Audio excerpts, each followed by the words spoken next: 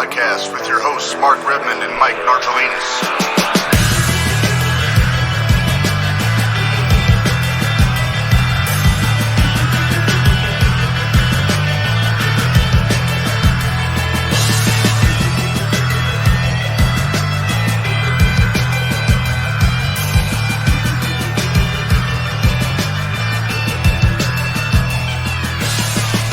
All right, welcome to episode 8 of the Jumping the Rail podcast. I am Mark Redmond, and I'm joined by my tag team partner, the man who was the former meal ticket of a man named Titty, Mr. Mike Nargelinas. Narge, how's it going, buddy?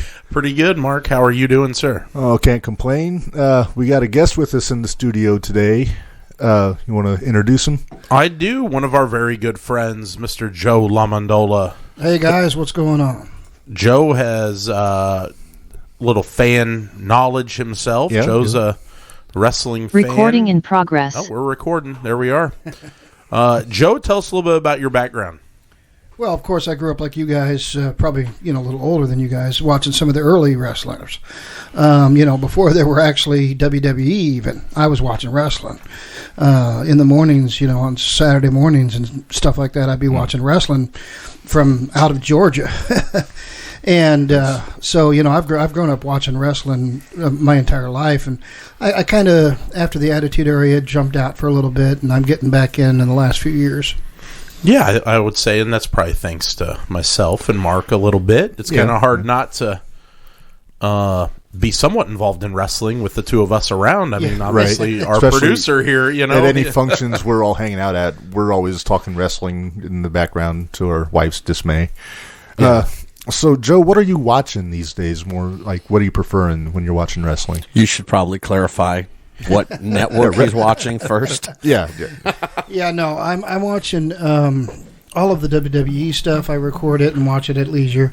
And then AEW I'll watch. Every now and then I'll throw in like a New Japan or something like that, but it's rare.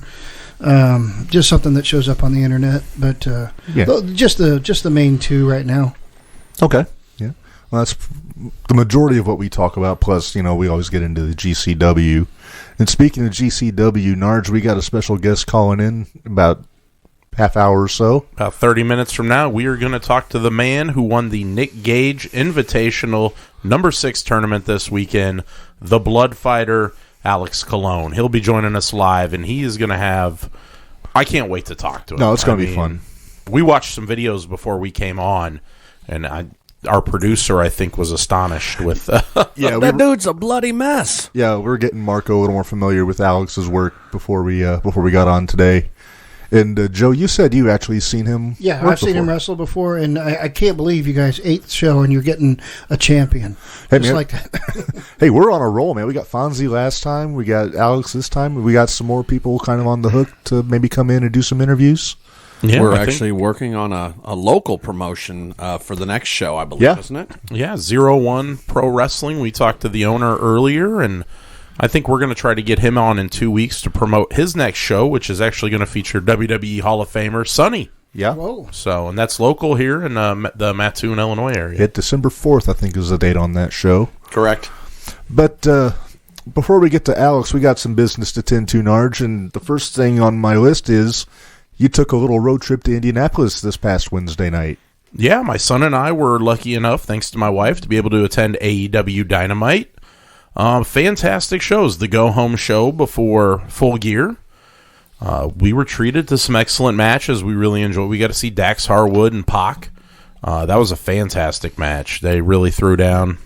And then the not the autograph signing. Geez, the conference, the contract signing. Contract signing, yeah. Between Hangman Adam Page and Kenny Omega, with the return of Don Callis at the end, which really set him up nice for the weekend with the signing the contract in blood. So yeah, I was like that as a detail. I think Vince and Hogan did that once. Yeah, I remember that. Yeah, it was a little sloppier when Vince did it. It was a good show though. Ruby Soho's homecoming show. I texted you during the show. I was a little miffed that she was on Dark and not featured on the live show. Yeah, when you told me that really struck me as weird because she's a hometown girl, and you told me she got a huge pop when she came out. She did. But so the most surprising thing, Ruby got a huge pop. Punk got a pop. Bryan Danielson got a pop. The biggest pop the entire night was Jungle Boy. I mean, far and away. He blew and Kyler told me that's his favorite right now. Jungle Boy is his favorite, and I can see why. Yeah. So, but it really surprised me. I mean, louder than Punk even, and I think some of the feel-good Punk stuff, I think it's starting to wear out, and I think we saw that with the Eddie Kingston thing this weekend. So let me ask you this with Jungle Boy, and Jungle Boy is a great wrestler. I've always been really impressed with him. How much of the love is he getting, and this is going to sound like a dick thing to say, but how much of it is for the music, the Baltimore, where it starts playing? Oh, that's definitely a big part. That comes on and the place kind of, AEW fans love to sing. That's the thing I've figured out this past 2 years. But, so good show, good, you think good go home for the Full Gear pay-per-view I thought it was pretty good.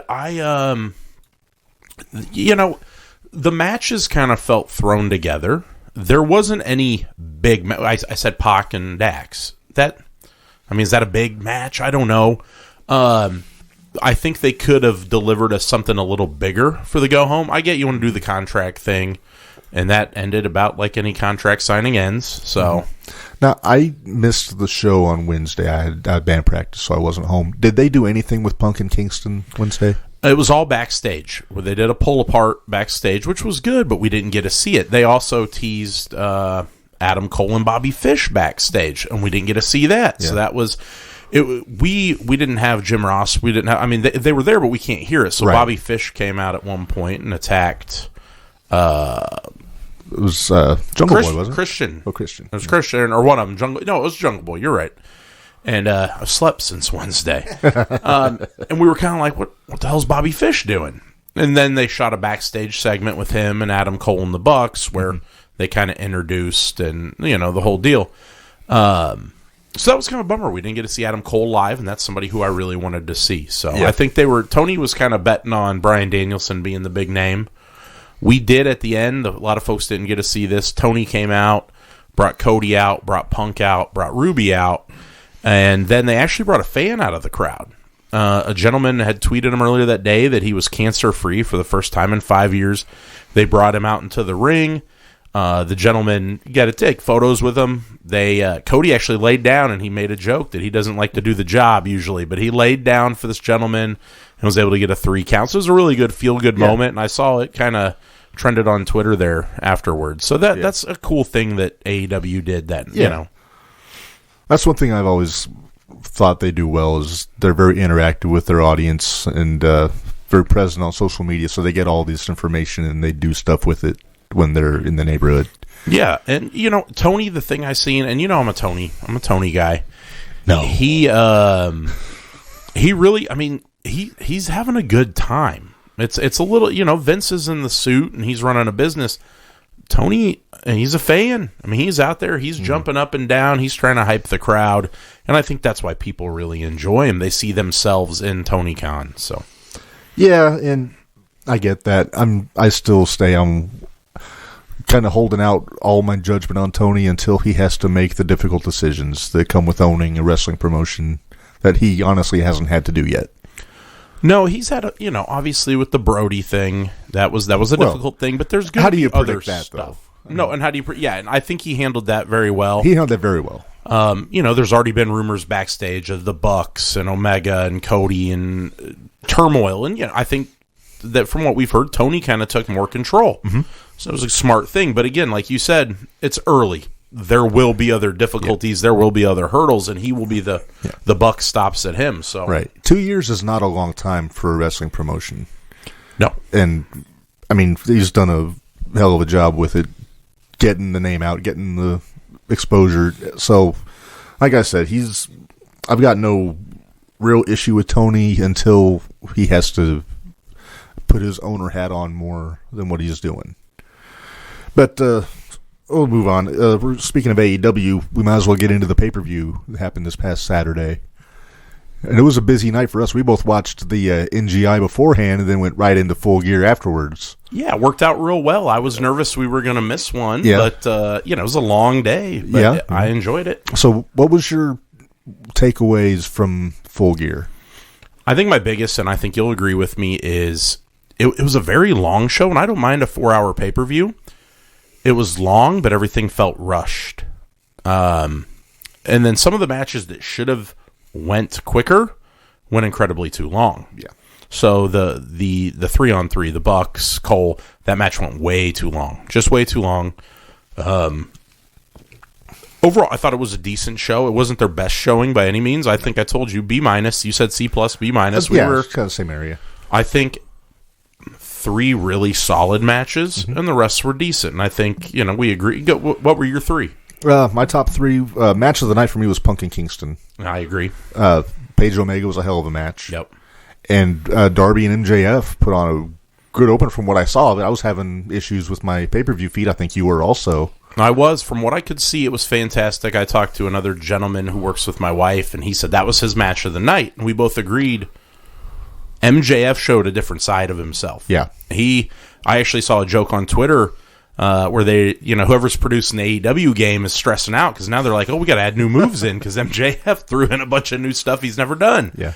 I'd like to see him win clean eventually. I know that's weird to say for a heel. Right. I feel like all of his wins come from the ring or Wardlow, or I think he's good enough to win clean at some point. And I get you want the heel. The heel shouldn't have to win every match with some dirty tactic. No. And I'll take it. The guy that's running with the Pinnacle, Tully Blanchard, very rarely cheated to win. Yeah. He would always win clean, but he was such a smarmy asshole that he was the heel. Joe, did you watch the pay-per-view Saturday? I have not. It's still on record, unfortunately. Okay. But I did want to jump in real quick. Sure. You guys were talking about not knowing what was going on backstage. That's because you were there live, right? Yeah. Yeah, and that's something that, when I watched the WWE live, they had a lot of that up on the screen, and they would show you a lot of the backstage.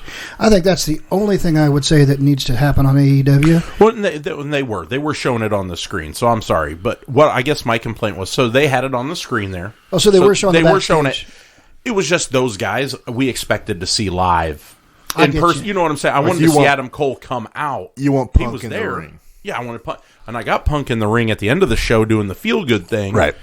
But Punk, You wanted to see the Kingston, action. I want to actually see I the get person physically. The- That was all. Oh, okay. The stuff that Punk and Kingston did 2 weeks ago, like not this past Wednesday, but the one when Kingston had the promo and they had to pull apart in the ring, I think they probably could have saved that for last week. I agree. And that was a fantastic segment. Oh, it was great. Jim Cornette even patted that one on the back. So I mean, I've said it, and I think you agree with me. Kingston's the best thing on AEW right now. You believe everything he says. Yeah. He's blurring the lines. There's really nothing well. fake about Eddie Kingston. And that goes back. I've been watching him since 2006, and that's always been the case with him. He's always had that chip on his shoulder. Well, we talked that there's some legitimate heat between these two. Yeah. From IWA Mid-South, I guess years ago, Punk and so is Kingston and his partner. Blackjack Marciano. They were the team called the Wild Cards. And I think they were wrestling Punk and Delirious? It might have been Cybele and Delirious. But Punk was in, Punk was there, though. So Delirious got hurt, and Punk ended up, I guess, dressing down Kingston in the back, who was still new, called him fat and sloppy. And Kingston, I guess, from what I understand, has held on to that for years and has told anybody who listened he was very embarrassed by the whole thing and didn't feel like, that conversation could have happened personally. Yeah, King's a proud guy. Yeah. He doesn't take that shit lightly. But yeah, I mean, and granted, this was, if I had to guess, 2004, 2005. King was still pretty green back then. Like, he was a product of the Chikara Wrestle Factory with Quackenbush and Hero. And that was like 2002. So he was still learning his ropes a little bit. Yeah, and I think, that's a moment, that's a teaching moment where Punk, if he's the veteran, and pull him to the side and say, hey, this is, but dressing him down in front of the boys like that, I don't, and I get that. So if he's held on to that for years, it makes sense. And that might have been a show. I couldn't tell you what show it was off the top of my head, but I'm sure Hero might have been there. And if Hero was one of his trainers, I would have been thinking he could have taken him aside and explained it to him also. Yeah. But we're kind of getting away from this subject, which is the pay-per-view. And one of the things I want to talk about with you is the street fight, Inner Circle versus Dan Lambert and his buddies. Yeah. And my question for you is, was it too early to have Lambert take the pin? In the feud? Yeah, I think it was the first match with him too early? Should they have had matches with American Top Team with Lambert on the outside managing a few times, and then have him in a match? Well, that's I'm kind of curious to see where we go from here. Is this the blow off? Was that it? Is this the end of it? Kind of a shitty blow off. Yeah. Well, and the thing that bothered me is the star of the group, in my opinion, was Paige Van Zant for many weeks, and she wasn't even there. Yep. I think she was at the Bellator pay-per-view, so I thought that was weird. Yeah. I agree with, if this feud was to continue, I honestly think Lambert's group should have got the win. I think Lambert should have got the pin on Jericho. Yeah, and then continue the feud. I will tell you who impressed me and was having a great time. We talked about this, was JDS, Junior Dos Santos. Oh, he was having the time of his life, wasn't he? He missed his mark at one point, and if you watch the pay-per-view, you can hear it. Jericho's running to the ropes, and he's saying, Junior, Junior, Junior. And Junior finally turns around and got where he needed. But looked great. I was concerned on the backflip, the moonsault in the ring. I thought, about landed on his dome. But he looked good. He was having a blast. Arlovsky, on the other hand, looked like, I think it was just a payday for Andre. Yeah. He was just kind of hanging out. Yeah. So. You couldn't wipe the smile off Santos' face on that match. No. You could see it in his eyes. You could see he had a smile most of the time he was out there just having a ball. He was. We went to AEW Wednesday, and I actually wore my Ethan Page shirt. And that's a guy, I really think he's being wasted in a tag team. He's almost got more smarmy asshole to him than MJF. Yeah. The look, the way he dresses, the way he talks. He's a guy who could take MJF's gimmick, but I don't think he can. He's good on the mic, but he's not MJF good on the mic. No. And I generally don't consider working tag team as a curse like a lot of people do. Like they say it's being underused, because sometimes you're just a damn good tag wrestler, and at the risk of sounding repetitive, I always go to Arn Anderson. But with Page, I agree. He needs to be a single, just because he had a really successful tag run in Impact with Josh Alexander. Well, that's what got him over, was that tag run. Yeah. And then he comes to AEW, he was in the ladder match. Yeah. And that could have been his springboard into a singles run, but instead they just put him right with Scorpio, who just got out of a group, which, and I thought they were going to give him a singles run. I thought Scorpio was going to, because he won that ladder match. Yeah. So I thought he was going to go and get a nice little run, at least maybe go after the TNT title or something. But both those guys, I think, would flourish more as a single than as a tag team.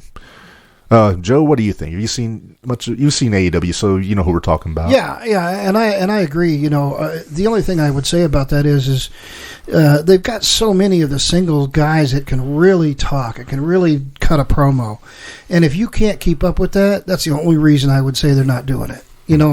They just got so much of that right now, and that's the one thing I think WWE does wrong, is they got too many singles out there that they're trying to push over that can't do it. And so I think AEW's maybe doing it right. Yeah, because if you look at WWE, you take, like when they had Angel Garza and Carrillo working singles, they were kind of floundering on the mid-card.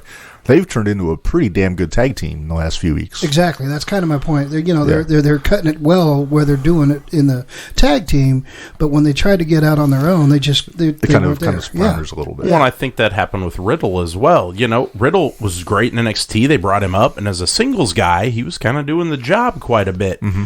Matt Riddle's maybe one of the most entertaining pieces of WWE currently. He's really grown on me in the last few months. He's hilarious. The Randy, the whole, I die every time he does. And Randy is a great straight man. Oh yeah, it works well. It's one of the best odd couple pairings. To me, he's their Jungle Boy right now. That's really the way I look at it. Yeah, he's gotten so popular, especially with the kids and stuff. Yeah, and I agree with you. He's really turned it on. How funny is that the stoner is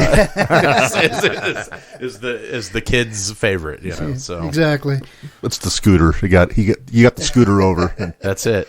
Man, I'm gonna tell you what. When they a couple of weeks back, he hit somebody with that sucker on the leg, and I've been hit with those. You can't fake that. Oh no. Yeah. Oh, was that almost that he hit with the scooter? Or was that one of the? I think it was Rudolph, one of those guys. The red-nosed reindeer? The Dirty Dogs. Yeah, Narge hates it when I call them Rudolph, because I think it's a better name than the Dirty Dogs. Right. I think, and that's a whole nother thing. I don't want to get off this topic, but I think Bobby Roode's being wasted in that group. And I think to be honest, I think Dolph Ziggler should ask for his release at some point. I really feel like he's kind of, I don't want to say overstayed his welcome, but I really think they've become so comfortable in what Dolph Ziggler is, they expect nothing else out of him. He's like their working Miz. Like, for what the Miz does publicly doing the TV appearances, Ziggler's their go-to to work with the young guys and put everybody over. Oh yeah, I think he's a lifer. He's up there. It's going to be him, Miz, R-Truth. These are guys that Vince knows he can rely on.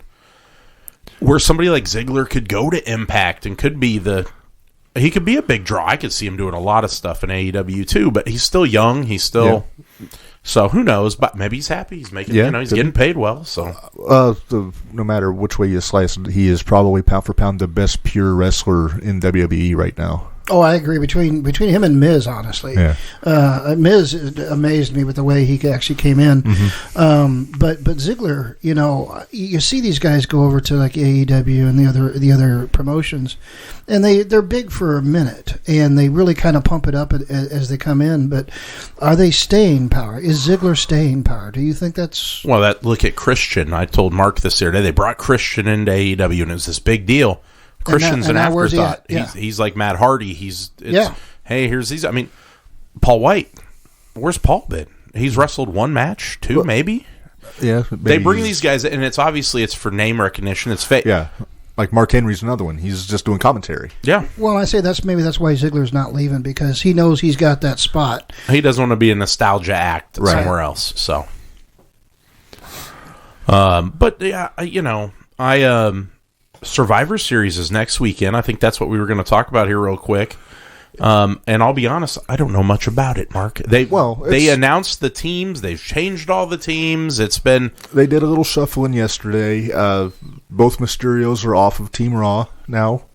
Last week, Lashley replaced Dominic, which I think was smart. I always want to have Lashley in that main event spot. And then they switched Ray out with Austin Theory last night. Team. I think they're high on him.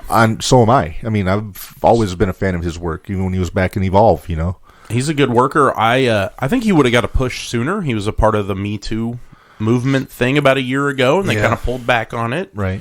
But he's back. I know Danhausen was giving him some grief a couple weeks back because he posted a selfie and said he stole his line. He said, "Very evil." Danhausen was not a fan. No, he's not a fanhausen of gimmick infringementhausen.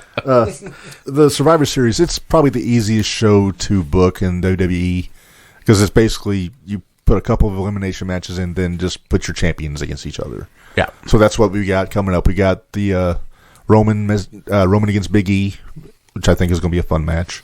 I think so. Yeah. Joe, pick me a winner. Who's going to win that one? I actually think Big E. Think so? I do. I think it's time to push him up, and it's been a while. And I've been saying, Big E hasn't had that moment. I think that's his time. They gave it to Kofi a couple years ago. It's his time. Right.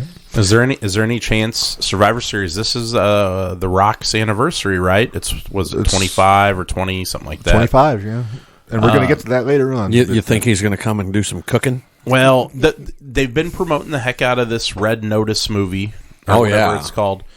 And he said he was willing to come back for one more, but then they turned it and said, no, he wouldn't be at Mania this year, which usually means he'd probably be at WrestleMania this year. It'd make more sense. Maybe he'll bring Ryan and Gal with him, and we'll have a really weird 3-on-3 thing. You're saying you think he may actually come in and save Roman?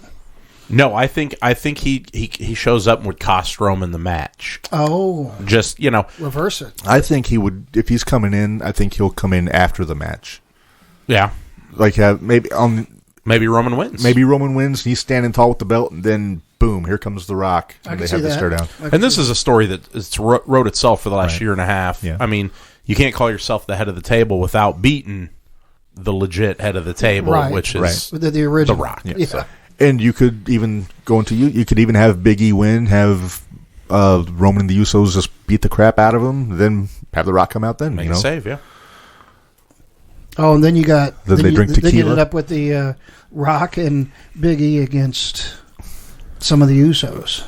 Maybe. I mean, I'd hold my breath on that one. I think they saved The Rock for one-on-one. I don't think no warm-up match like before where he teamed with Cena? Was it Cena against R-Truth and Miz? Yeah.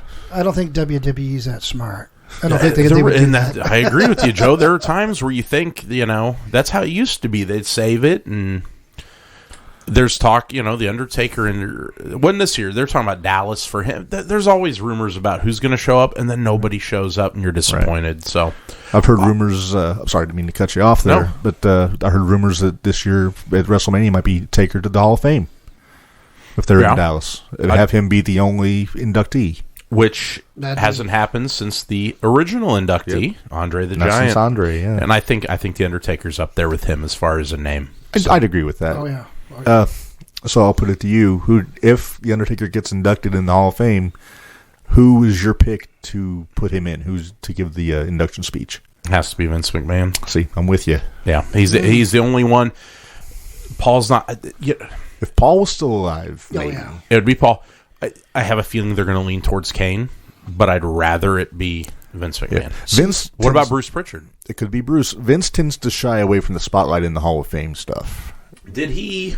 Am I wrong? Has he not done? He did Austin, right? He inducted 2 people so far. He did Steve Austin in 2009 in Houston, and he inducted a man named James Dudley back when they were just doing it in the hotel ballrooms. He was the guy that managed one of the arenas back in. He was a big deal day. in the back. Yeah, I remember that. He was kind of the odd, very respected guy, and they put him in. And Vince inducted him because he was so close to Vince Senior. That's an episode we need to have in the future. We need to talk about some of the guys who should be in the Hall of Fame. Oh, absolutely, yeah. We'll save that closer to Mania time, I think. But that's definitely a topic I'd like to get in. Yeah, it's definitely... You know who my vote is, so... Yep. So, yeah, it's a very widely debated issue. We got a couple minutes to kill here. Hopefully we get Alex on here in about 3 minutes, but I miss traditional Survivor Series. The 4-on-4, I think that's a format that could still work. Those are my favorite ones to watch. The early 90s, late 80s Survivor Series. Just fantastic to see a group of guys put together that you don't normally see. What was your favorite Survivor Series team? Oh, wow. It was the Hogan Tugboat. Was it Hogan, Tugboat, Bossman, and Duggan? Wow. Just, I get more American than that. Does it? That's deep. Joe, what about you, if you had to pick one? Yeah, it's hard for me to say because I love some of the new teams, but, the classics like that it's hard to say no to that, But, for me, it's all about the attitude area. It always has been. So, I think... maybe when they had the whole team together there, they had I can't even remember now. I'm drawing a blank on names. All the guys that ran with not Vince, but his son-in-law. Oh, Shane? The Mean Street Posse? No. Yeah, well, you had Too Sweet and... Oh. Well, so a couple years ago they did DX. DX with CM Punk and... The Hardys, which was a fantastic team. I think that's a lot of folks' favorite. That's right. Well, and that one where they were jumping and Hardy was doing that crap from 2 ladders high. Yeah. And landing on the ladder outside the ring and breaking it in half. That was WrestleMania. That was a Money in the Bank match. Yeah, but he's done it at the Survivor Series as well. I can't think of who they were with, but yeah, for me, it's all about the attitude area. So, other than the classics, like what Mike mentioned, I would say that that was it. I'll be honest. I think my favorite team, and I've always been a heel guy. I like the babyface, but I was a fan of the heels, especially back in the golden era. So I think my favorite team was from 1988. It was Andre, Harley Race, Rick Rude, Kurt Hennig, and Dino Bravo. And they wrestled, I think it was Duggan, Jake, Tito, Patera maybe, and... I forget. Scott Casey was the other guy. Is that the original? Are you talking 88 or 88? The second one. Well, no, wasn't Patera in the main event? He was in the main event of the first one. The first, so you're talking 87. The first one was what? Bigelow, Hogan. Morocco, Orndorff, and Hogan. Yeah, which was awesome. I don't know how you guys keep track of the years. They call me the Wrestling Rain Man for a reason, Joe. That's right. Yeah, Mark. If I they're don't know, significantly younger than us. Too. They have a lot less to look back on than we do. Plus, I think that maybe our memories are not wrestling based as much as they are some other things. So we had. Go ahead. Oh, I'm sorry. Well, I'm just keeping on the Survivor Series thing. I guess I'm gonna guess the main event on Sunday is gonna be probably Charlotte and Becky. I would imagine women's champs. Seems like it's got the most heat behind it right now. Ric Flair chimed in today on Twitter and said he was talking about showing up Sunday. I don't know if that would actually happen, but he said he was going to show up to see, Charlotte. I believe he said beat the piss out of her was the terminology the nation. Hey, said. I just saw a rock star let the piss out on stage, so if it's anything like that, it'll be interesting. Well, that actually sounds like a shock because that's something Becky said about Charlotte Monday. She said she was going to beat the piss out of her. Yeah. So maybe they all saw the same video. Possibly. Becky's in the best shape I've ever seen. Oh, fantastic. She looks great. Oh, my goodness. Some of that P90X or whatever. What is CrossFit. it? CrossFit. That's not P90. Billy Blanks. Tybo. It's not DDP? She's doing Tybo. DDP yoga? No, her husband is a big CrossFit guy, Seth Rollins. So I think she kind of married into the CrossFit lifestyle. Yeah, but if she doesn't beat Charlotte with that physique going on right now, it would be a crime. I missed it. Maybe you can fill me in on this, Mark. What's the deal with Liv Morgan? She has a title shot, right? Or did she have? She won a 5-way match last Monday to earn a future title shot. They haven't said when that's going to be yet. That's actually my pick for one of the next big pushes. I think So? I think Liv's amazing, and I think she's getting a short push. You know, she started with when they Riot Squad, the horror things and stuff. You know, after the Riot Squad, she was with. Right. She was back with Ruby. Yeah, she was back with Ruby. Well, she did for a minute. She did the thing with Bobby Lashley and Lana, where she showed up as the surprise. Yeah, with Miro or Rusev, the farting church. Yeah, angle. it was terrible. There's so much bad about that. But no, she's definitely probably I would guess probably the most popular woman on the roster right now. Oh yeah, well yeah, I totally agree, and that's why I think she's going to be getting a championship soon. I'd believe it. I mean, Becky can't be undefeated forever, and eventually somebody's got to take her down. That's kind of what I feel about Roman. I think nothing hurt. He doesn't get hurt by a loss on Sunday. No, I mean he's easy. strong enough that and that can make for better business too if he loses once and then. Well, they finally got him over. I mean, they pushed and pushed and pushed for so long, and Roman finally got there. And so I think you're right. He's not in a position to get hurt. So no. Folks, we still plan on bringing Alex Colon on. We are having some technical difficulties with him, so we appreciate you hanging in there. We're going to chat a little bit. We've got a couple other things to talk about while we try to get him on the show, so hang tight with us here. But you want to skip ahead here? And well, why don't we talk about what we saw over the weekend, Narge? Yeah, let's do that. There was a couple shows on Friday and Saturday by GCW. Evil Deeds on Friday, then the Nick Gage Invitational 6 on Saturday. Yeah, Evil Deeds was a fantastic show that actually saw maybe a dream match for some people. Matt Cardona against Alex Shelley, which was a fun match. They the back and forth with them, I wouldn't mind seeing that match again in the future, to be honest. No, Shelley's just one of the best in the world right now. Oh yeah, and they were in Detroit, one of his hometown. Yeah. So. That was great. We got us actually that night. Alex Colon was the main event that evening on Friday night. He teamed up with Takeda against G Raver and Jimmy Lloyd. Yeah, that's right. And that was a bloody affair. That's why I said Alex had a rough weekend. So he did have I was nervous. Weekend. He may still be recuperating. I know we talked to him last night, and he said he'd be on. Talked a little bit today too. Yeah. But they had a nice little tease on Friday night. Him and Takeda, which kind of built into the finals from the tournament.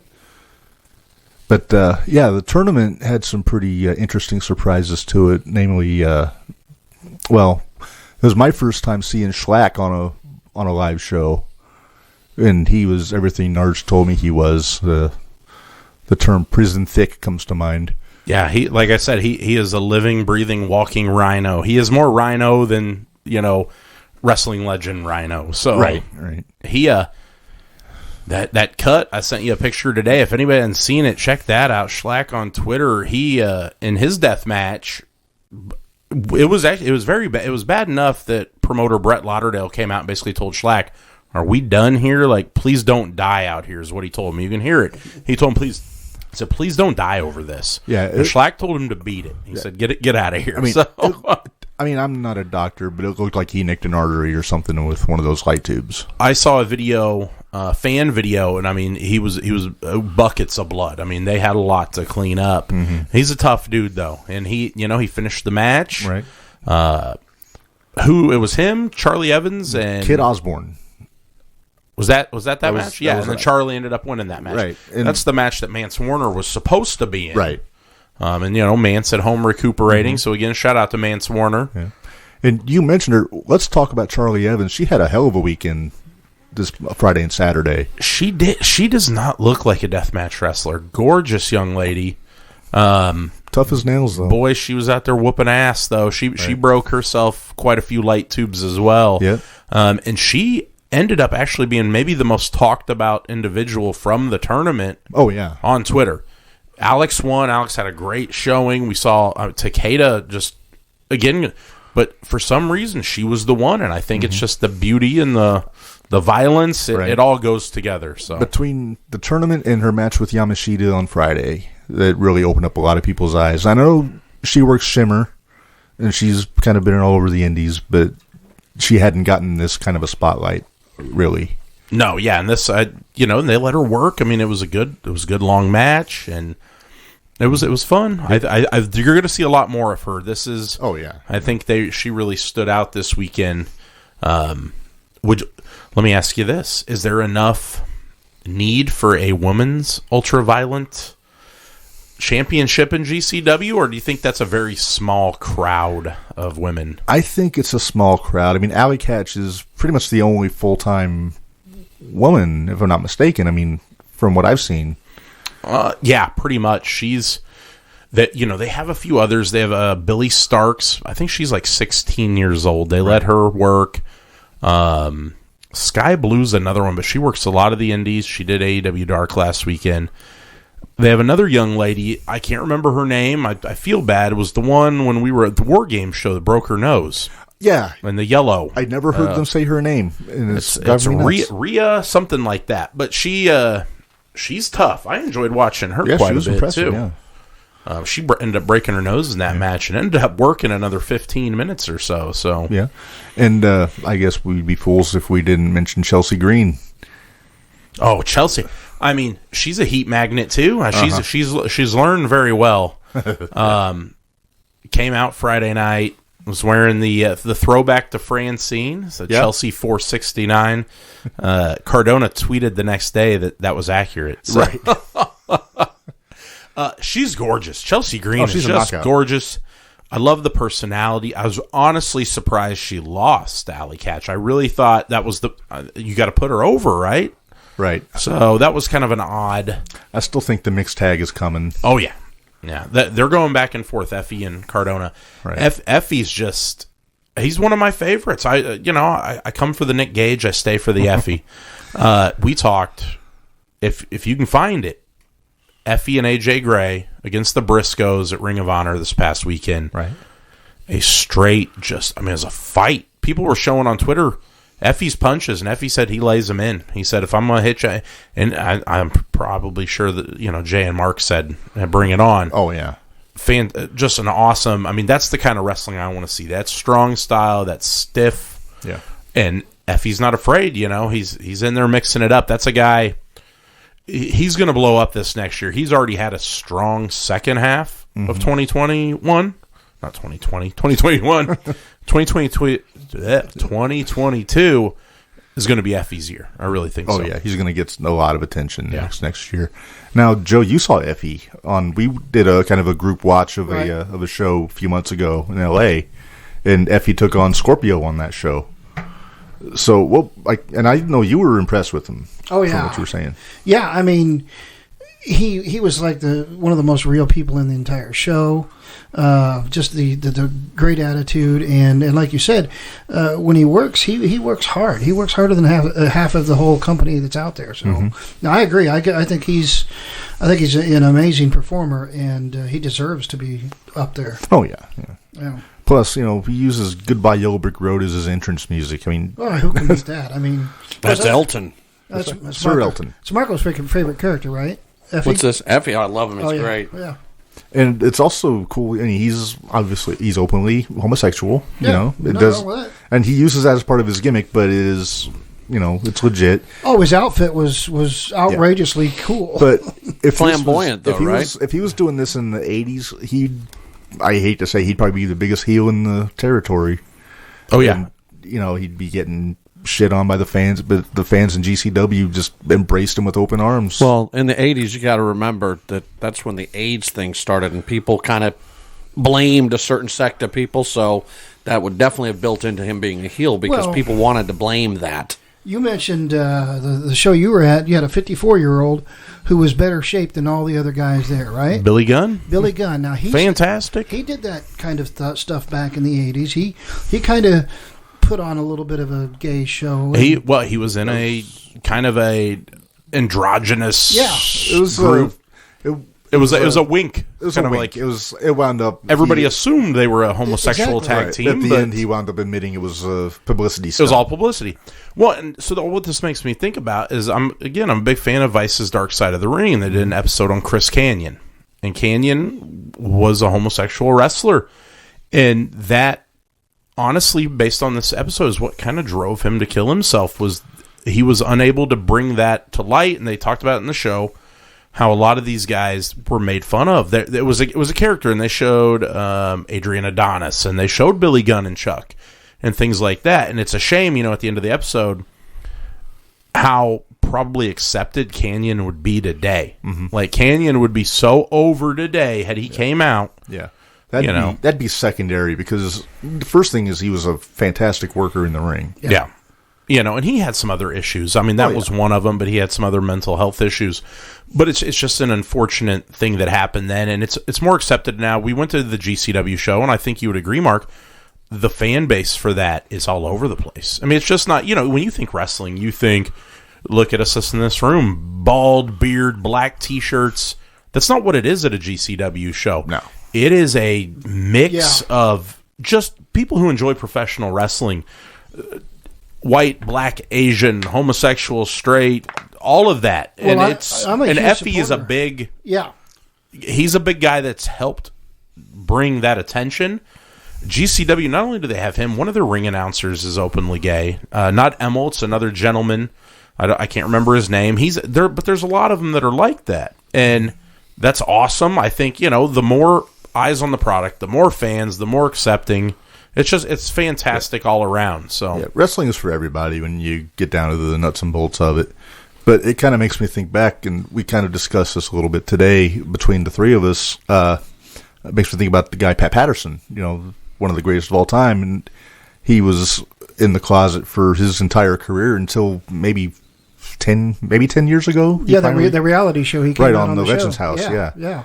And nobody I think Jim Ross made a couple jokes about it during pay-per-views every now and then. But he's single, fellas. I remember that one. The one I remember is he was making a run in, and JR said, "Oh, the parade's over. The parade must be over. Here comes Patterson," or something like that, which couldn't fly now. But I'm a huge supporter. I mean, my daughter's gay, so I've been a huge supporter of gay rights and stuff for forever. And for me, that's one of the biggest draws about Effie is he's a great performer who just happens to be out. Right. Yeah, and he's unapologetic about it. Exactly. He's going to come out there. He's not playing up some flamboyant gimmick. He is being himself.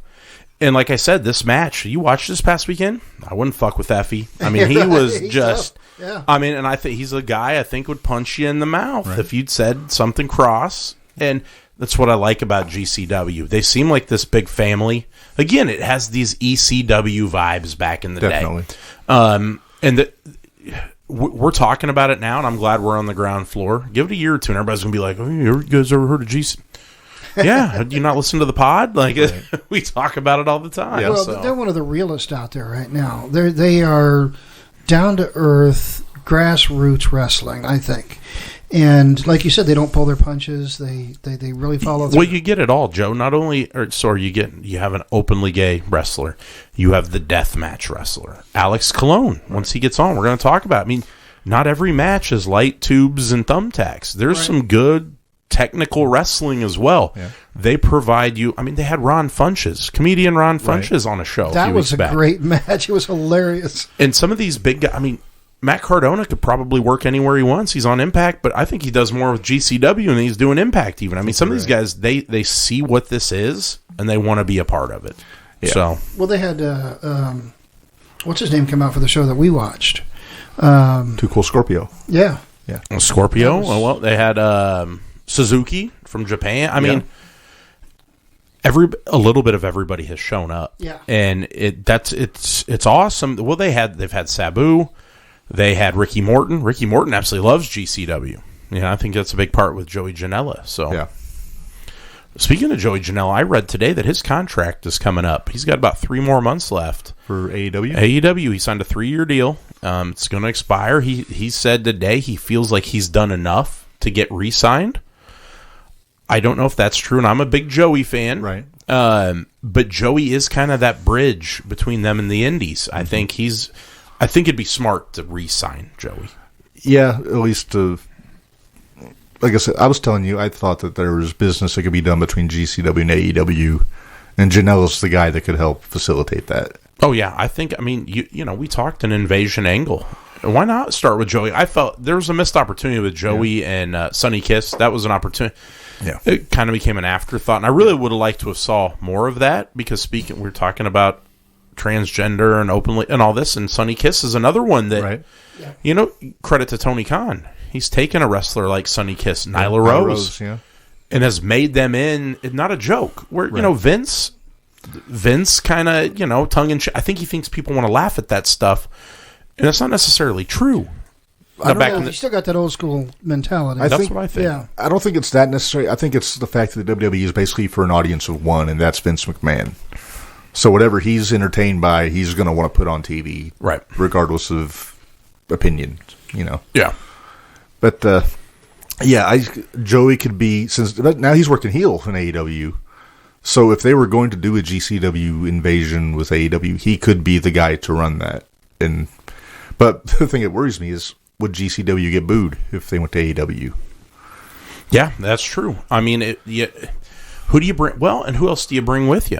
Well, do you bring Cardona? Do you want to be the heel group? Well, I think that's booking 101 is they would be brought in to be the heel group. Yeah. AEW would defend their turf against GCW. Let me ask you this. We're big GCW guys. Mm-hmm. You bring a group over. You bring 5 core guys. Who do you bring in an invasion? From GCW to AEW. I think you got to bring in Gage. He had the match with Jericho. Yep. He's the face of the company. I would say Alex Colon would be one of those guys. And then, Cardona's an option. Trying to think. Effie, he'd be an option. But, again, I don't know if anybody would boo Effie. Right. If you're going to go bringing heels in, or if you want to just bring in deathmatch guys, I'd bring Schlack. Yeah. I mean, he legitimately looks like, again, we said earlier, you're not going to mess with him. No. RSP's another guy who has worked a couple of AEW shows. Yeah. Great on the mic. I agree with you, Nick Gage, number one. Mm-hmm. Mance Warner, healed, is the other guy I'm bringing. I'm bringing those two guys. I think Effie. I think you've got to compile a group of a little bit of everybody. Okay. I'm going to throw one more name at you, and I think you'll agree with me. Atticus Cogar. Yeah. The potential's there. He's got the look. He's got the promo. He makes you want to watch what he's doing. Yeah. He's kind of... who he reminds me of is a little Brian Pillman. A little bit. He's got this kind of psychotic... Right. It's almost methodical to what he does. Mm-hmm. I really expected so much out of him this weekend at the Nick Gage Invitational. I thought this was his kind of coming out party. I really thought that he's going to break away. Cologne winning. The reason I didn't think Alex would win, I'll tell him that when he gets on here, is he won their last 3 tournament of survival. That's unheard of. He literally won tournament 4, 5, and 6. In wrestling, that doesn't happen. No. I mean, imagine WWE doing King of the Ring and Bret Hart wins year 1, year 2. It just so for them to keep doing that, they have a lot of faith in him.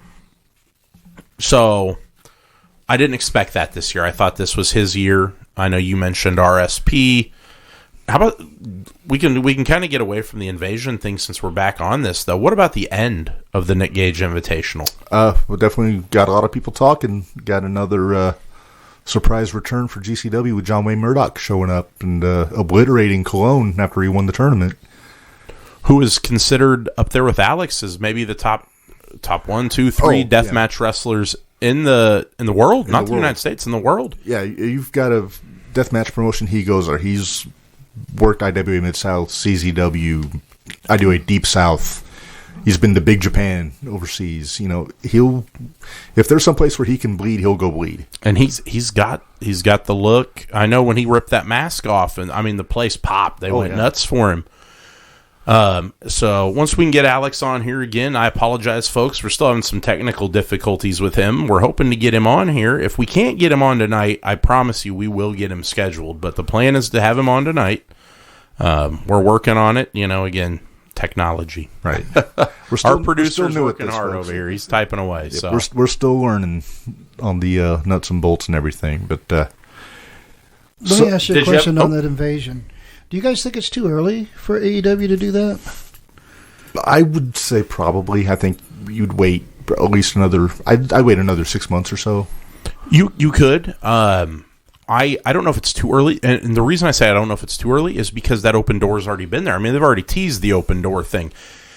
Again, though, it feels very ECW, Invasion, WCW. Right. You know, where the door's open, but they really didn't do anything with it. We got the Good Brothers over. Tony really and didn't deliver with the open. It was really kind of a jump in the puddle. You know, nothing really stood out. My favorite open door moment was Nick Gage showing up to wrestle Jericho. I mean, I really think that was, you know, mine was Kingston coming in and wrestle Cody, and that's what I see more of instead of like an invasion thing is groups of people in AEW start inviting the other GC guys coming over, and they just kind of maybe a tag team match here, or this guy comes in and whoops somebody's ass on behalf of somebody that's already in AEW. I see more of a bleed in. Yeah, and they're kind of doing that. AEW's YouTube show, Dark, has got a lot of these guys. I like Dark. Dark's great. I mean, Dark reminds me of the old WWE shows. You've got the star, and he's wrestling the enhancement talent. Right. And that's kind of what we saw when we were there Wednesdays. They bring the stars out. Andrade wrestled, I remember who it was. And Andrade smoked the guy. And it was a chance for Andrade to show off, essentially. Do his moves, get his stuff over. It's old school booking. Like when you go back to the old TV shows when we were kids, they'd have squash matches and then promos, you know. But what I'll ask is, instead of doing a full-blown invasion, what if they just... And I'll just throw it out. What if they had something like just 440 just show up in AEW and just kind of try to run roughshod over everything? Because that's kind of what they did in GCW for quite a while with Kogar and Eddie Only and Iron and Eric Ryan, who's actually on the shelf right now. Good wishes to Eric. But what if they had just a 440 presence in AEW? That group, they could definitely work. The personalities alone in that group would carry them. So, for my money, they're the best heel faction of the past year in wrestling across the board.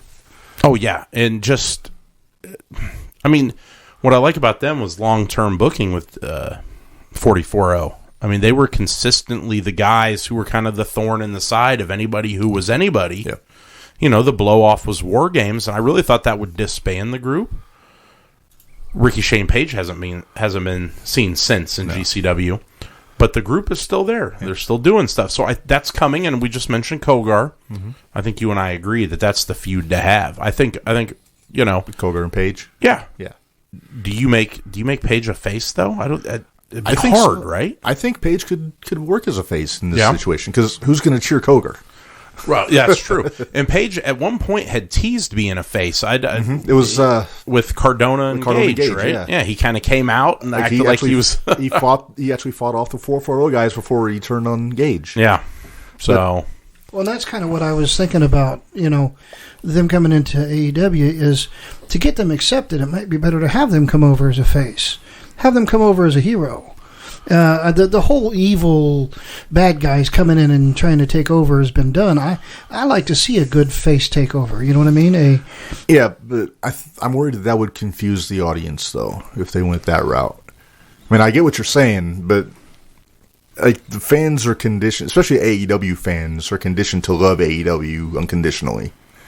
So if somebody comes in to threaten AEW, they're going to ideally... Well, that's why I say kind of bring them in as partners to some of the heroes, and get them accepted as part of a group. I'm just that's just my opinion, because the whole evil takeover thing. I mean, they did it in WWE with all back in the years with with all of that. Combination coming in and Eric Bischoff and all that, but they also did it with the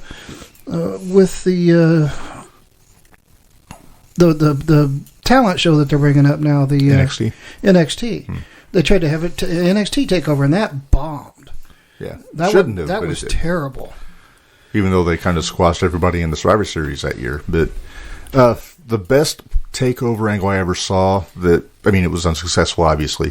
CZW invading ROH back in 2006. I don't know if you remember that, Narj. No. Basically, it was Hero was the guy in CZW. Came in, wrestled Danielson for the title, and then after that, then Necro Butcher would show up and just start beating people up. This led to him having a feud with I think it was BJ Whitmer, and then they had like a multi-man match at the 100th show that CZW won because Claudio turned on a Ring of Honor and joined up with Hero. And the blow-off was, and I think you know this, the Cage of Death match. Yeah. It's a CZW staple that Ring of Honor challenged CZW to do a Cage of Death match on a Ring of Honor show. And it wound up being Homicide getting the win. And then after that, Cornette turned on Homicide. Cornette was the commissioner of Ring of Honor at the time. And he was offering Homicide a reward for helping out because he wasn't booked in the match. He showed up because somebody got hurt. So he asked for a title match and something else, and Cornette was fine with it. Then his last request was to have them bring back Low-Ki, who's his tag team partner, and got suspended for kicking Cornette in the face. So then Cornette had a fit, and they handcuffed him to the cage, beat the crap out of him, that old chestnut. Right. But that was just such a well-done feud, because they did it across both promotions. They had CZW shows where Ring of Honor was the heel, and they came in and wrestled CZW. And then they did the same thing. CZW came in as the heel to Ring of Honor shows. And it was hot because they were both Philly-based promotions. They're both based out of Philadelphia. And they were very different fan bases. Ring of Honor's the wrestling show. And back then, CZW was pretty much all, well, not all, but majority deathmatch stuff. Right. It was back when they had Zandig running it. Okay, yeah, so... Which was, yeah. I mean, that's kind of when I heard CCW back in the day. It was, these guys are light bulbs, weed eaters, right. The whole nine. They were the first place I saw panes of glass. Yeah. Wow. My favorite invasion angle, and I don't know if you've ever heard this one or seen it. A guy by the name of Scott Hall showed up to WCW Monday Nitro and jumped the rail and declared war. You guys ever hear of this? No. The new sounds vaguely familiar. World Order, I think was the name of it. So you're saying who can't love that? I mean, so you're saying that Scott Hall was the leader of the NWO? He was. He was the right hand man, but the leader, the mastermind. So the leader was Kevin Nash. Was come on, brother. come on, man. I mean, in reality, the leader was Eric Bischoff. I mean, he was kind of the guy that put it all together, right? Hogan's the general, but... I still like to think the outsiders were in charge. It's the whole two heads are better than one thing. Yeah. Well, I mean, eventually they broke apart, and, I mean, Nash ran the red, and Hall was kind of floundering in the white and black for a while, right? Floundering, or, Yeah. Drowning in the bottle, so hitting the sauce, as it were. But I like a good invasion angle. I like gang warfare. I like all that stuff. So I wouldn't mind seeing it, and I think there's an audience for it. If you want to do GCW, it might be too soon. We'll give them a couple more months. Let's do the Hammerstein. Cardona going over, Nick Gage being there. These are all things that are helping them. They are doing all the right things to, let's say, a year and a half from now being, they already consider themselves the third promotion. And I think a lot of folks do. I think a lot of folks would rather see that than Impact. So I do. Yeah. I'm one. So, honestly, I think GCW is my favorite thing going right now in wrestling. No, I agree. It's just it's unpolished. It's entertaining. You don't know what you're going to see. Yeah. So, and I agree with that. Again, you know, we're here on a wrestling podcast. I couldn't tell you the last time I watched a full WWE show. I didn't even watch Raw last night. I had to admit that. Or I told Mark, if we talk about Raw, I'm going to need you to talk about. I can't get in to. I was offered free tickets to Raw last night, and It was a little late though. it was a little late. But normally, even late, I would have jumped all over it. And I sat there, and I'm like, well, what am I going to see tonight? Probably the same stuff that's on it's the every same thing week. you've seen You like know, every other week, right? Yeah. where with AEW last week, when my wife showed up with tickets, I was excited. I was like, well, I don't know what I'm going to see tonight. Who knows what's going to happen? Kyler's got to be the luckiest kid in the world. I swear. Man, he Oh, just What a grinning. childhood. He come bopping into my office, and I'm like, what the hell are you doing here? And he's like, Tickets. we're going to AEW. So, And he had to ask you twice, right? yeah, I was like, I guess. So, what you got there, Marco? So we're gonna take a break, a little brief intermission. This is Jumping the Rail. We're talking with our buddy Joe, the heavy metal cowboy Lamandola, and we're gonna take a break. And we'll be right back.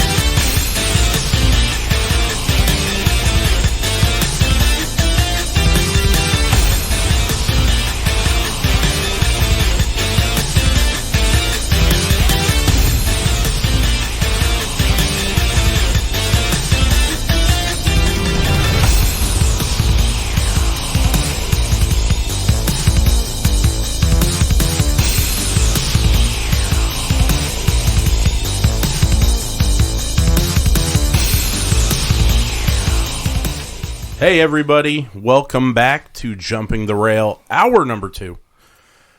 We have not been able to get our guest Alex Colon on again. We're having some technical difficulties. So what we're going to do right now, we absolutely want to get him on, and that's going to happen. If we're able to get him on today, we will get him on. If not, we're going to work it out for in the future. But we are going to move on with the show. We've got a couple other segments we'd really like to get to. So I hope you don't mind. Please keep listening. I wouldn't even mind opening up the forum for maybe some questions if we got some listeners out there. We have a format. Yeah, we've got a couple listeners. If you guys have questions, especially about there's been quite a bit of discussion of GCW and AEW tonight. And you got 2 GCW experts, 1 AEW superfan, and then we got Joe here who just pretty much glazes the edges of all of it. Yeah. So, we're going to hop into our throwback segment, Mark, and I'll let you take the lead on this. Right. We did post the Zoom link in the chat here, guys, so if you want to call us direct, we can get you on and speak to you. Just remember, if you call us, use a different device than you're listening to us on, and once we put you on the chat, turn the device you're listening to the podcast all the way down so that you don't create an echo effect, okay? Thank you. All right, so getting into our throwback, and Joe, this is one where we take a match from the past and break it down. So with all the talk the last couple of weeks about Ring of Honor and their status and standing with it, are going to stay open or go on hiatus or shut down, I thought it'd be cool to go into what a lot of people say might be the greatest match in the history of Ring of Honor. And we sat down and we watched it. It was from 2005. In the New Yorker Hotel in New York, New York. It was Samoa Joe against Kenta Kobashi from Pro Wrestling Noah. And I don't think I can state just how much these two just knocked the crap out of each other in that match. And if you haven't seen Pro Wrestling Noah, that was started by guys who bailed from All Japan and started their own thing. And it's very strong style-based. And Kenta Kobashi was their top guy along with Mitsuharu Misawa. And he, suplexes, chops, strikes, all that. That's his game. He big guy, built like a brick shit house. And Samoa Joe had taken at that time to calling out all of Noah's talent. Like he wrestled Misawa and Kenta, because Kenta from New Japan was a Noah guy first, and then eventually he got Takeshi Morishima. But the one that really kick-started his feud with Noah was the match with Kobashi, and I'll just ask, Narj, what did you think of this match when we watched it? Man, we're talking about 2 big dudes not holding anything back. They, for 30 minutes, beat the hell out of each other, Mark. We talked about the chops in the middle. You could just see the sweat flying. This was back when this was probably the best shape Samoa Joe's been in, maybe his entire career. Kenta over there, just a big dude. He stood across the ring. You know who you reminded me of? The foe in Bloodsport. Jean-Claude Van Damme's nemesis at the end there. I can't think of his name now. His name's escaping me. Yeah, Mark, find that out. Get Kylerpedia on it. Yeah, he's texting me. Kyler's he's patiently waiting to was hoping our guest would get on. What was his name? I don't know, but that's who he reminded me of. Yeah. He was just built, upper body, like, I wouldn't mess with him. Oh, yeah. Not ripped, but just solid. Yeah, absolutely. That was a good match. It really was. You know what? My favorite part was Joe doing the dive through the ropes to the outside. Just reckless abandon. Mm-hmm. I'm sure Joe maybe now wishes maybe he'd have taken a little more precautions. He still does that. Yeah, he does. He's a little bigger these days. A little. Not to get away from the match, it's a damn shame that Samoa Joe's not working. He's out because of an accident on a commercial set, right? He got a concussion, like a mic boom or something dropped on his head. But it's a damn shame that Samoa Joe's not working. Chong Li, there it is. When you watch the match between Joe and Kobashi, it's hard to imagine either one of them ever getting put on the shelf with a concussion with all the suplexes. Kobashi did a friggin' sleeper suplex. Puts Joe in a sleeper, then throws him backwards like a German. Dropped him right on top of his head. Yeah. And that's kind of Kobashi's his gimmick. His finish is move called the Burning Hammer, which it's a torture rack drop on your head. It's kind of the common denominator with a lot of Noah guys. But he's only done that move 7 times in his entire career. So he saves it. He saves it. Special. Nobody's ever kicked out of it, and he only does it in really heavy grudge matches. Like he's done it to Misawa a few times, Kawada. I could go on. I mean, there's actually a YouTube video of all 7 times he's done it in one compilation, and we'll put that on the pod here before it drops. That makes me laugh. Any long-time listener of the last 8, I say long-time listener, the last 8 episodes, we had a question posed about who would kick out of the one-winged angel first. Mm-hmm. Well, we found out this weekend. It was Kenny Omega. Kenny Omega kicked out of the one-winged angel first. He's the first guy to do it. Was that the answer one of you came up with back then? Well, it's Kenny's move. It's a trick question. It's a trick question. Page hit Omega with his own move, and he kicked out. He kicked out. So. I again show my own naivete. So it actually protected Omega doing the move because it proved that he does it better than anybody because nobody's kicked out. And they sold it. Yeah, Excalibur did a fantastic job of selling it. The thing about this match that you picked out here, Mark, that stood out to me the most, and I think Marco noticed it as well, the crowd. Yeah. They were into it the whole time. Even Mark's like, this place is going nuts. He's like, I don't know what the hell they're going nuts for. The energy was nuts. But 30 minutes nonstop on their feet. Mm-hmm. And I think it helped. We watched the Japanese announcers do it. That was fun. The video we had was the Japanese announce feed on there, which we will share that on here so you guys can go to YouTube and watch it and just revel in the energy of the. You can't understand the frickin' word, but it's energy. And if you'd like, Marco, I will also include the video from Daily Motion with the American or the English commentary. Yeah, that'd be cool. But nice, I mean, let's be real. Who the hell needs to hear the American commentators when you got the Japanese guys railing? Well, it's like I told you. I mean, you're a soccer fan. Uh-huh. You like the Spanish language soccer announcers. Those guys are like. I think they eat a jar of jalapenos before every game. Yeah. But I think the Japanese wrestling announcers are probably more entertaining to me than the Mexican soccer announcers are. Just for the excitement. Who I would agree. Who would have been the play-by-play guys for Ring of Honor? Dave Prazak, okay, who's from GCW now, and a guy named Lenny Leonard, who actually I think did a GCW show. I think he was at the War Ready show. Okay, but he's kind of been on the outside of the business for a while. But they were a very good combination, and they were there for several years before Kevin Kelly came in. But Prazak was kind of their the voice of Ring of Honor for about 5 years, I'd say. It was a fun match. I always joke with you. I'm like, man, another 30-minute one here. This one was worth the 30 minutes. Yeah. I enjoyed the whole time watching this. Maybe next time when we're on here, I'll pick a 10-minute barn burner. And there you go. We'll discuss the 10-minute one. I think it's your turn to pick one for the next show. Yeah, I'll come up with something good. What is the fastest start to finish of a single match that you guys can recall? I mean, not a DQ, not something that, or somebody did a move and got injured and that was it, but one where it seemed like they came out to go and all of a sudden, boom, it was over. Kind of a Tyson type thing. Probably for me, I think it's Kane and Chavo from WrestleMania about 2008. Kane came in from behind. Chavo didn't see him. Then he turned around, choke slam, 1, 2, 3, and that was it. That was a quick one. What was Santino? Didn't he have a fast one? Maybe his was the Royal Rumble. That was a Rumble. Was it the Rumble? Yeah. He wasn't ready. Just ask him. Daniel Bryan and Sheamus. That was a quick one. 18 seconds. 18 seconds. Sheamus and Roman. Remember when Roman won the title of Survivor Series? Yeah. So 18 seconds. Break that down for us.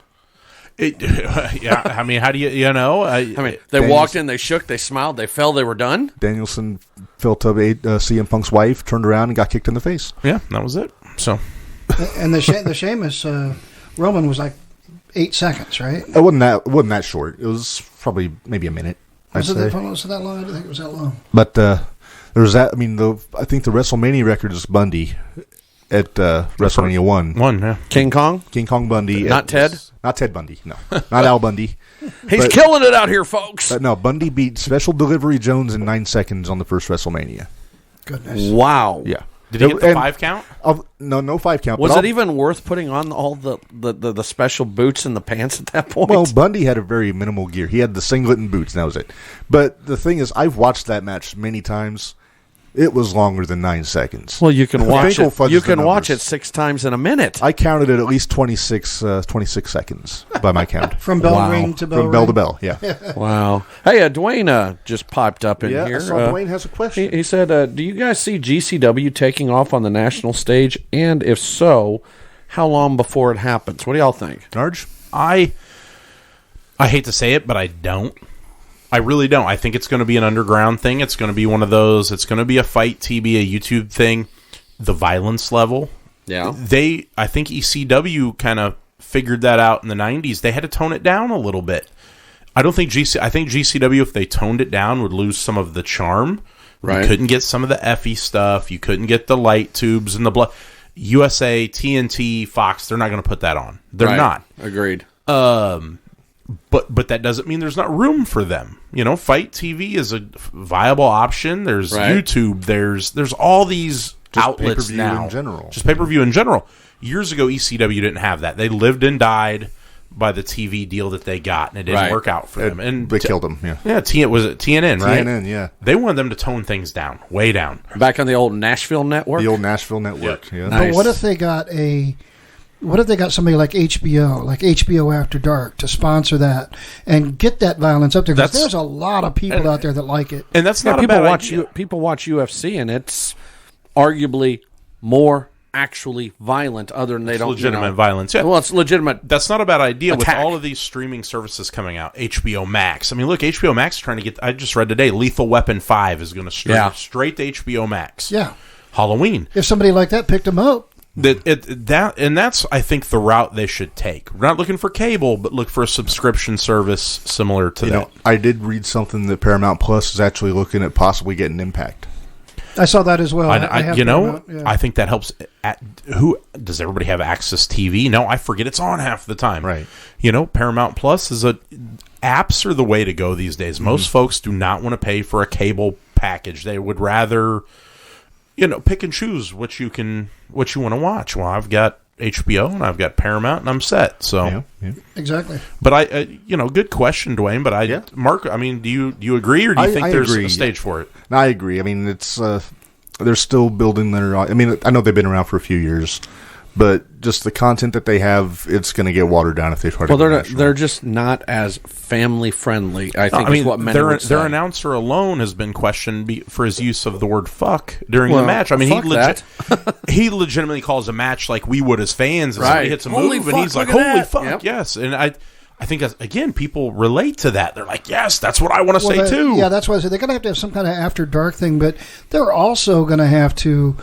Tell me if I'm wrong, but they've got some of the worst sound equipment I've ever heard. Yeah, it's rough. Oh yeah, we've discussed that. In fact, we were watching it again today, and we're like, "Come on, man!" That's legitimately my only gripe with them is The production quality of their shows. it's the production quality. The announcers themselves, the play-by-play guys are perfect. The ring announcer, you can't understand a word he says, and his energy's great. MLJ is one of my favorites.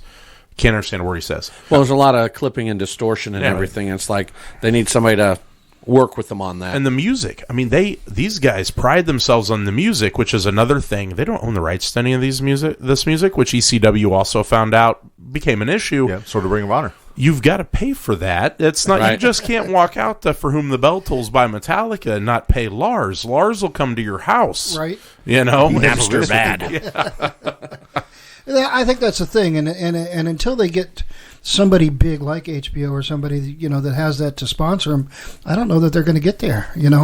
Unless they come in to AEW or something. Well, I think, and we discussed this earlier. We were chatting back and forth in our little text chat, and we talked about, ideas that, companies like GCW, can start expanding their market by hitting some of the medium markets. They go to Chicago and LA and Atlanta. I don't know where all they travel, but, dropping in some, what do you call them, house shows? No, you're not going to draw thousands of fans. You might only draw 200 fans in a market, but that's 200 new people that will maybe buy into what you're selling. And if you have 200 people in Champaign, 200 in Bloomington, 200 in Danville, even just in our area, you've just built 400, 500, 600 fans out of that will come to the shows. They might travel for the bigger shows. You'll get more viewership on Fight TV. You'll sell merchandise. If you create the demand by just reaching out there and saying, hey, man, it's kind of what I say earlier, traveling circus, right? Go to those towns, do the shows, get the fans. You build enough of a demand. I think this idea about HBO Max or any of those type of things is a viable one, because once they see that demand, they're going to be like, hey, wait a minute. These guys have built this, and there are people that are crazy for it, and we can get those people to subscribe to our network. But you have to be honest. Yeah. If they're going to keep it as dirty and as gritty. Oh yeah, you have to say it's got to be honest about it. It's not made for people with 3-year-old children who faint at the sight of blood. It is gory. It is bloody. It's active. But you can sell it to the same suits that buy into the UFC model, which is very brutal. I don't recall seeing a bunch of small children at UFC fights either. So you do have a way to do this, but I think they're small now. I don't think they can walk into any executive's office and say, we'd like to have this. I think Fight TV is probably run more like GoFundMe. Here's your thing. You'll stream it. You'll charge for it. We'll take 25% of your revenue. There you go, which is a decent business model, but it's not going to be as widespread as a bigger entity would be. Yeah. All right, so we're going to move on to something else. We got...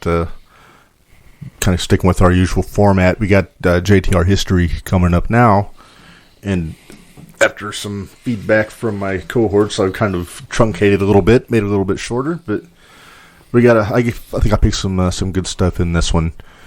So the first thing I've got, November 15th, 1983, Narge, the Soul Patrol, if you remember them, Tony Atlas and Rocky Johnson beat the Wild Samoans to be the first African-American WWF World Tag Team Champions. Yeah, Rocky Johnson. Is Rocky Johnson Dwayne Johnson's father, right? Correct. Indeed. Nailed it. Boom, check it out. And, Dude has one answer a year. I got it now. And the Wild Samoans are his cousins. Right on. Well, didn't we talked about this at like the first or second episode? Pretty much all the Samoans are related to each other. Except for Samoa Joe. And half of them are in wrestling. Yes. But obviously, I was 2 years old, so I didn't see the match live, but I watched it on hindsight. Joe, have you ever seen this match? I believe I have, and it does ring a bell because I remember them talking about being the first African Americans to win. So yeah. Or Albano watching, he tried to interfere. Captain Lou. I love Lou Albano. Captain Lou Albano. If I remember right, Captain Lou hit one of the Samoans over the head with a chair, and that's what kind of led to the defeat. Yep. Poor Lou. He's one of my favorites. Super Mario. Shout out to my buddy Keith Carter. He was Captain Lou for Halloween a couple weeks ago. Nice. Did he do well? Did he? Was it rubber bands or something in the beard? Is that the? It was close. He had the outfit on, I think, for about a half hour. And then I turned around and it was gone, and Keith had lost about 50 pounds real quick. So that was funny. All right. So November 15th, 1989. You're going to like this one, Narge. Ric Flair defeats Terry Funk in an historic I Quit match in Troy, New York to retain the NWA World Heavyweight Championship. I love this match. This was all set up through a Clash of the Champions, right? Is this a different one? Because Funk was the announcer, and then he jumped Flair. This match was at the Clash.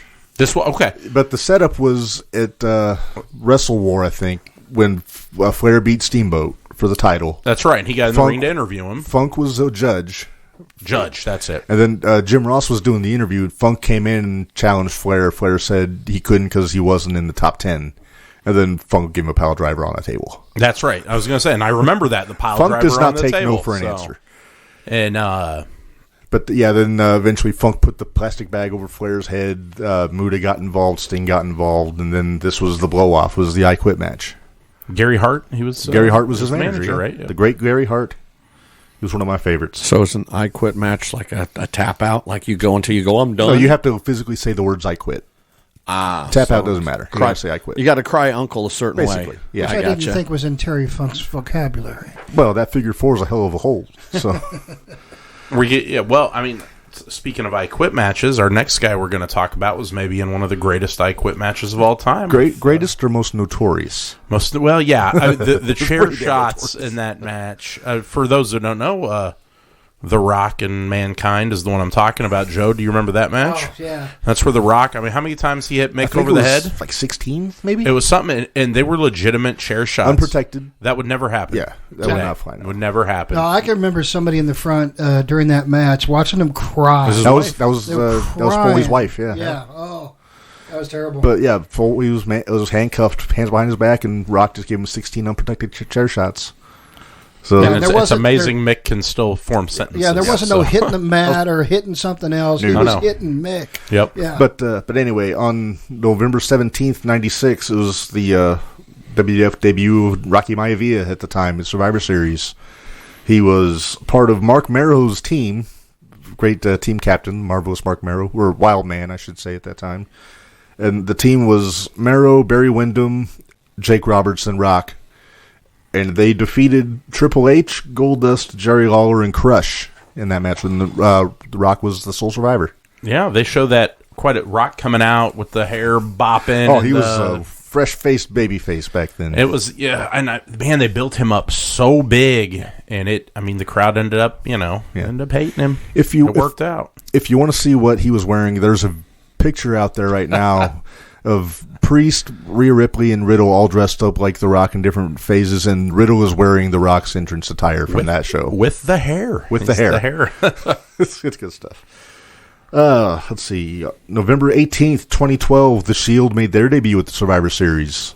They helped CM Punk retain the WWE title in a triple threat over Cena and Ryback. And I thought it was great. I mean, I didn't know who the hell Roman Reigns was when that happened, but I'm a big Tyler Black, Seth Rollins guy, big Dean Ambrose, Moxley, And this was the route they went with Moxley. He was originally supposed to feud with Mick Foley. They had an internet thing going where he accused Foley of manipulating kids and hardcore wrestling running lies and things. It would have been a fantastic feud, I think. But I really, the Shield, they had a 18-month run, I think is something what I read. It was like a solid 18-month run, but have to go down as maybe one of the greatest groups of all time. What's funny to me is that I guess the original idea was to have it not have Roman in the group. They were going to do something different with him. They were going to have it be Rollins, Ambrose, and Cassius Ohno, Chris Hero. Yeah, as the third guy, but that wound up deciding they wanted to do Reigns instead, which I think worked out in the long run. I love Hero, but I think Roman worked out better in the long run than that. And obviously, and Roman's flourishing now. So, yeah. All right, the last thing. Oh, that is the last thing I got. So, wow, I really did make it shorter. Okay, so we're gonna move on. Never mind. We're gonna do our birthdays, and I've only got 2 this time. We have 3. What? You go ahead. We have 3. I've got 2. If you got a third one, that's all. There you go. Yeah. Oh yeah. So the first one, November 15th, the Macho Man, Randy Savage. This would have been his 60. Well, math is not my strong suit. 1952. 1952, like 73 years 69, ago. Maybe. Math is not my thing. No, Yeah. we'll say 69. Anybody on? He would have been older than he was yesterday. Yeah. Anybody does math in the thread? If you get the answer, just put it out there for me. Hey, maybe we'll give you some swag. Hey, you never know. We got stuff to give out. And the other one I've got, not unrelated to the Macho Man, Miss Elizabeth's birthday on the 19th of this month, and she was considerably younger than the Macho Man. Yeah.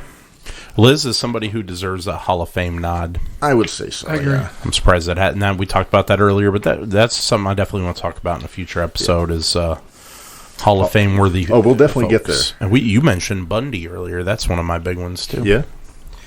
And a third birthday. My son was here a few weeks ago on here. It was actually our first in studio, and on the 19th also will be his 25th birthday. So, little happy birthday shout out to my son who is still with us. Happy birthday, AJ. Happy birthday, AJ. Top 10 Tuesday. Did we not post these on? I didn't post them on Facebook today. I wanted to keep feel that a better process than posting them. Post them after the show. They're better that way. I like that. But I wanted to kind of keep it as a surprise for the show. Dwayne told us Macho would have been 69. Thank you, Dwayne. Joe, how did you not know? I agreed when he said it, but that's Joe's lucky number. And the year I was born. And the year you were born. That's right. Okay, so one of the things that was going around this weekend was the anniversary of Eddie Guerrero's passing, and they had some tributes at Full Gear on Saturday. I know Jericho, give him a shout out. Punk dedicated his match to him. So I thought Vicky got a hell of a pop too. Oh, did Vicky get a good pop? She was. They were the pre-show. Yeah, and came out and Eddie, and they said she got kind of misty. That was 16 years ago. That was that the final arena he wrestled in, or was No, it that's he died the- in the city, right? He died in the city. Yeah. So I figured it was appropriate. We were going to do our Top 10 Tuesday, the greatest Eddie Guerrero matches. And as usual, I'm probably going to get some disagreement from Nards on some of these. Joe, feel free to weigh in also. The first one I've got for number 10 from SmackDown in 2003, I have the parking lot brawl with John Cena. And do you remember that match at all, Narge? I'm going to get a lot of flack for the fact that Eddie Guerrero is not one of my favorite wrestlers. So, I was not an Eddie Guerrero guy. A lot of the matches I see on this list are fantastic, but I didn't put a lot of energy into watching his matches. So, well, this one was just a knockdown drag. It was like one of those old Iron Circle matches with Shamrock back in the day when the cars in a circle, and then they're just going at it in it's the not like parking the lot. stuff that Nitro did, right? No. Thunder. No. Oh, God, no. The parking lot brawl or whatever it was called Yeah, with but- Finley and Yeah. Regal. Yeah. But this was seen as, I think it was really his coming out party because he was working heel back then. He hadn't really he got a title shot with Brock a couple months before that. But other than that, he hadn't really done much. I think this was right before he got into his feud with The Undertaker. When they had, I think, was it Vengeance? They had a match. And, Eddie just made Cena that. In that whole, it wasn't a long feud between the two of them, but Guerrero really made Cena a star, I think, in that situation. I remember Cena FU'd Guerrero on a wheel, like in the ring in El Paso. So that was big heat because, El Paso is Eddie's hometown. So that's just, that's our number 10. Our number 9, going to WCW, I've got his U.S. title defense against Chris Jericho at Super Brawl in 1997. This one, the fans didn't really show a lot of love in the building. I remember watching, it was kind of early in the card, and nobody really paid a lot of attention back. This was early for Jericho there. And it was a great match, I mean, hold for hold and everything, but just the crowd kind of shit on it in the arena, which I was kind of bugged by. But, Joe, have you seen this match? Yeah, I have. And, I think you're right with the crowd not being into it. But through the years, Eddie and Chris had so many matches, and they were kind of the classic. But I think for Eddie, for me, he was the Dolph Ziggler of the time. He got a lot of guys over. He got a lot of the new guys coming in, and I think that was probably one of his biggest traits. But this would be way up higher on the list for me because through the years, him and Jericho had some of the best technical matches I've ever seen. Okay. Nard, did you ever see that match? With the I remember the Jericho match. It was good. That was fantastic as well. I'm sorry, I'm distracted. Alex just reached out to me here and was having some router issues, so we're actually I think we're going to get him on here. Okay, well, might have to extend the show out a bit, but that's fine with me. Let's go ahead and pound through. All the right, top guys, 10. I'll go get the scotch. All right, well, we'll keep going through the list here. Get this done before hopefully we get Alex on. Number 8 from right before the Jericho match, a ladder match from NWO Sold Out in 1997 against Six, Sean Waltman.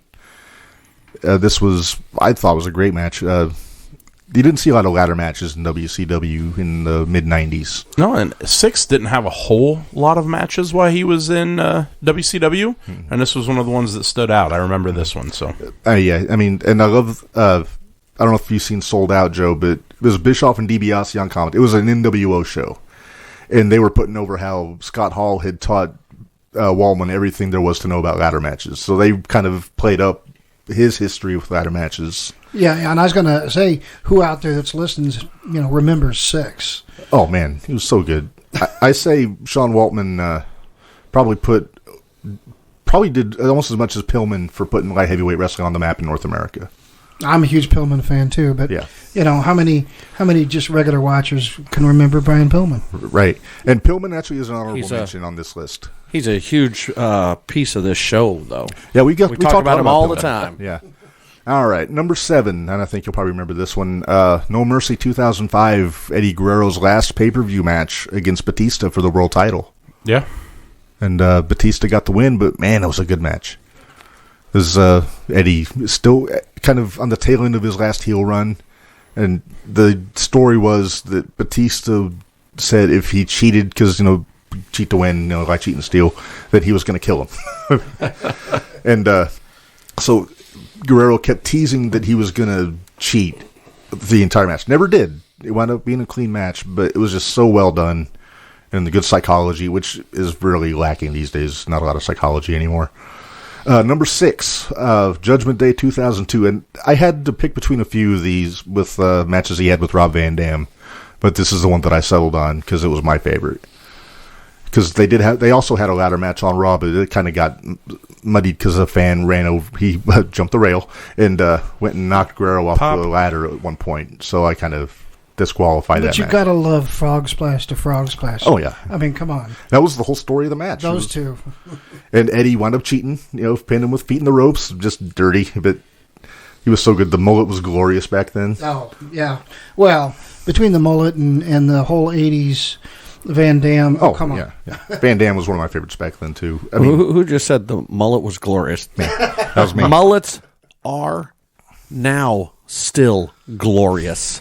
All mullets are glorious. Mark had a fantastic mullet. I had a hell of a mullet when I was 10 Kenny years old. fucking Powers, bitch. I had a billowing, fluffy mullet back when I was 10 years old. It was magnificent. I've lost so much hair, that's all I have is a mullet. All right. So That's called a goatee, Joe. So number 5, I mean, despite what you guys might think of the guy in the long run, you got to have a Chris Benoit match on here. I mean, that was probably my favorite feud for Guerrero, was just everything he did with Benoit between ECW and WCW, WWE. This is the match I chose was from One Night Stand 2005.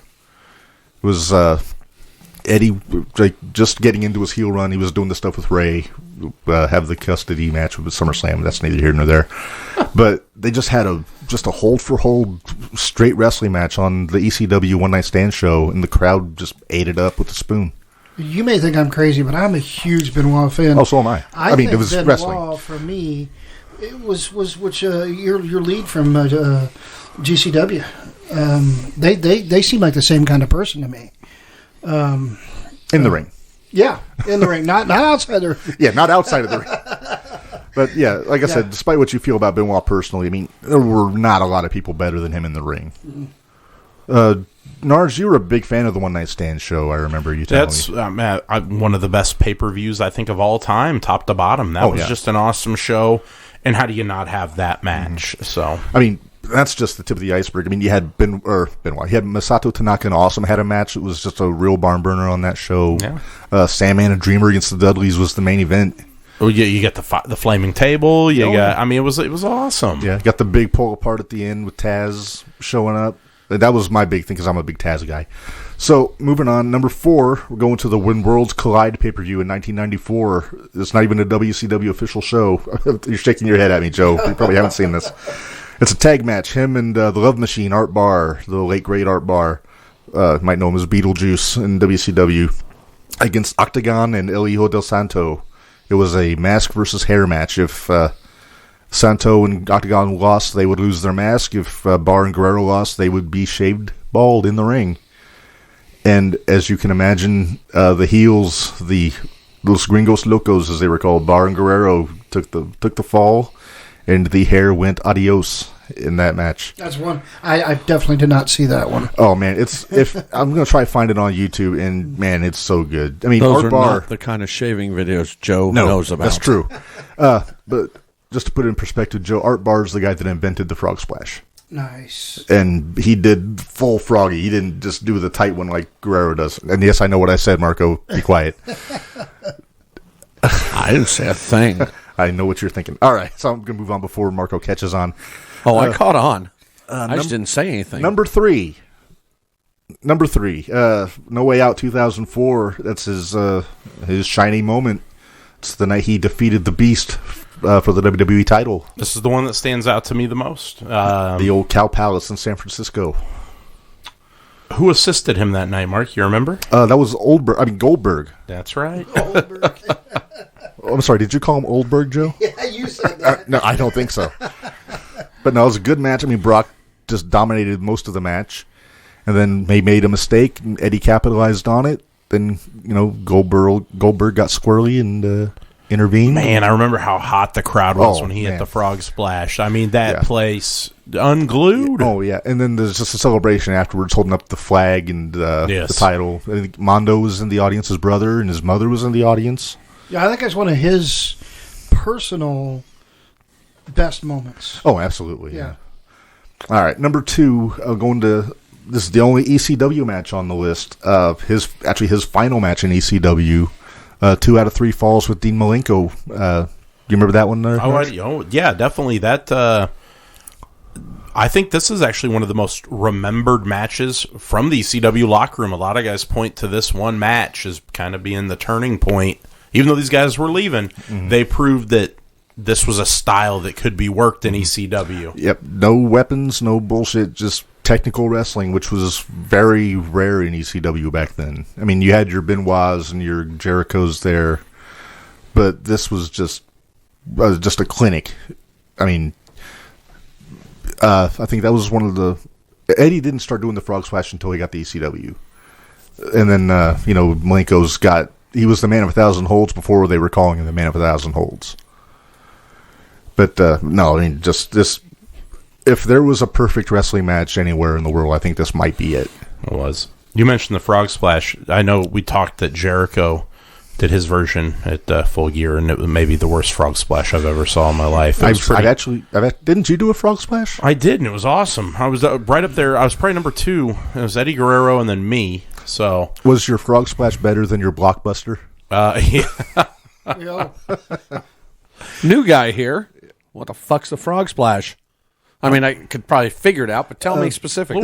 Let Joe take this. Joe, go. Okay, so they stand on the corner of the ring, and they jump high in the air, and they compress their body, and just as they hit you, they uncompress, and they slam their entire midsection into you, and just slam you. So you into look like a frog. Right on. I got it. There, cool. Dusty Rhodes would say you're feeling froggy. Dusty Rhodes with that belly, I don't know how in the hell he would do some of those, but... Well, I mean, bullfrogs got big bellies. Well, Dusty didn't do the frog splash. All right, so, and the last one I got, our number 1, I think as much as I love the Malenko match for being technical, the number 1 match on my list is probably my favorite Lucha match of all time, Halloween Havoc 97 with Rey Mysterio Jr. Also, mask stipulation was title versus mask in that one. And I'll let you go first, Joe. What did you think of that match? I am definitely a fan of both of these guys, and they brought in their culture and their background to this fight, which is why I think you probably picked it as number 1, because it really showed the lucha style. Yeah, that's definitely part of it. I mean, number 1, it was just a flawless match. I mean, they didn't miss I'm usually not a fan of high spot after high spot, but they did it. There is. With psychology. And Ray did the flipping DDT off the ropes and the splash mat went into the Rana for the win. So that's why I got it as number 1. All right. But I think we are about to move on. Our guest of honor has arrived. Our guest has I'm going arrived. to let him in, say hi, and then I'm going to send it to you. All right. So our guest is here. He is the 3-time Tournament of Survival champion in CZW, or GCW, my mistake. Don't kill me. And this past Saturday, he won the Nick Gage Invitational 6 in Chicago. He is the current 2-time GCW Ultraviolent champion, Alex Colon. Alex, you there? Hang on, we're waiting for his audio to connect. Oh. Here he is. Hold on. And, all right, Alex, if you can unmute. There you are. Hey, Alex, can you hear us? Well, 10 hours later, finally. There we go. I hate Hey, my man. internet. How you doing? I'm all right. Don't mind my crappy internet. AT&T refuses to give me a new router. Oh, Alex, we just appreciate getting you on here. No, we got a lot of folks that had been waiting to hear from you. So glad you stuck with us here. You had a hell of a weekend.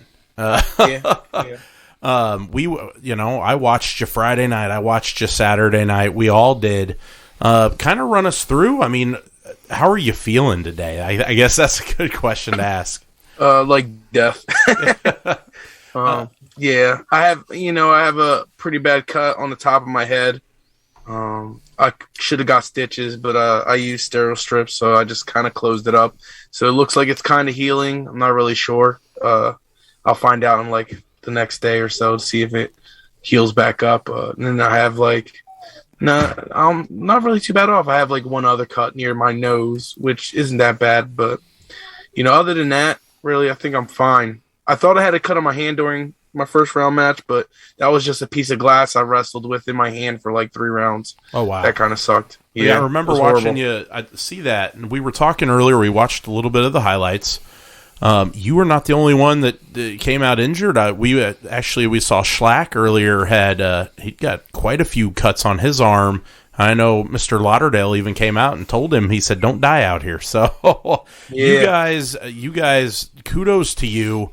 Deathmatch, I love deathmatch wrestling, and you, sir, are one of the best in the entire world.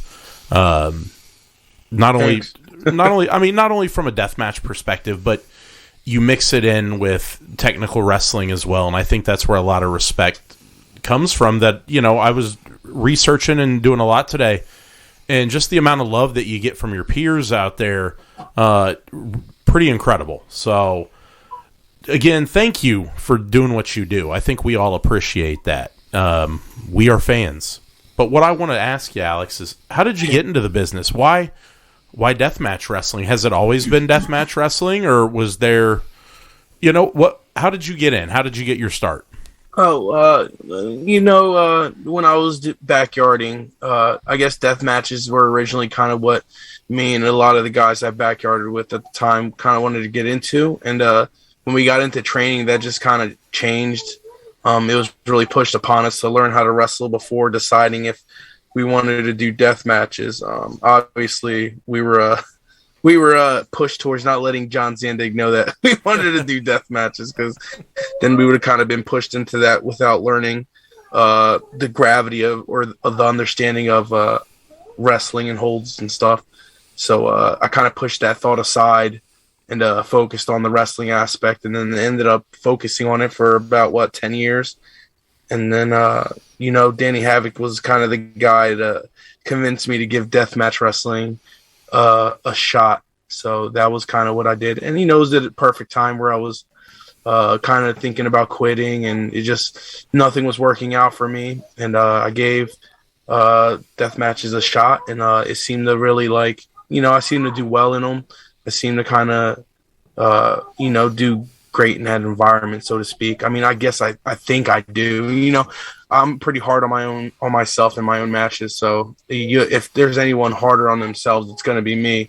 Outside of the fans who seem to hate everything, but I'm a 2007 CZW guy. It takes a lot to get under my skin, and I'll get angry every now and then because I have that Puerto Rican bitterness. But for the most part, I can really care less about people who hate. I used to see that stuff on a monthly basis at the ECW arena and be a part of that shaming and that talking down to thing. So I'm used to it. I have thick skin, so they can keep on hating.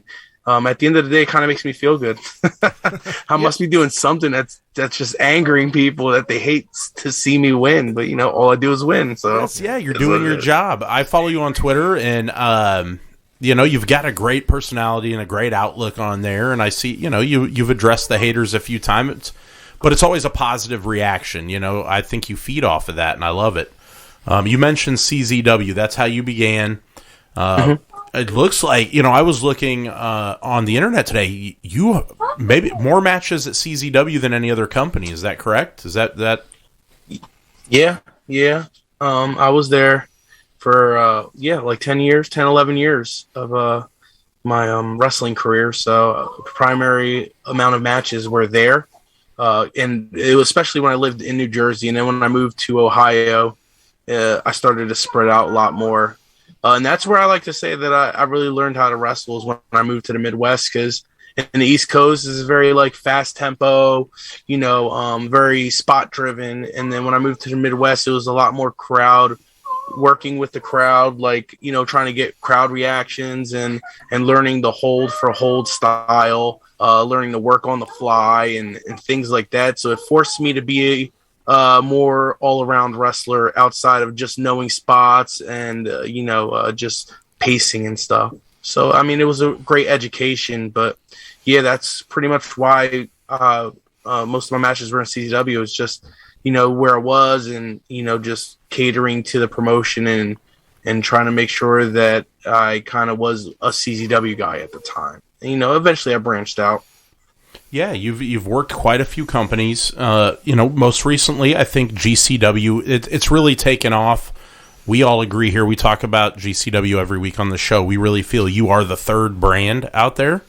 But you're our favorite brand. Definitely the most exciting one. Absolutely. The most exciting. From a sports, entertainment, athletic, like all the energy and action, they got it. They don't have a whole lot of, I don't know, the other BS I don't like. They're pure. Well, they're not faking the story. Right. They're just getting out there and doing the job.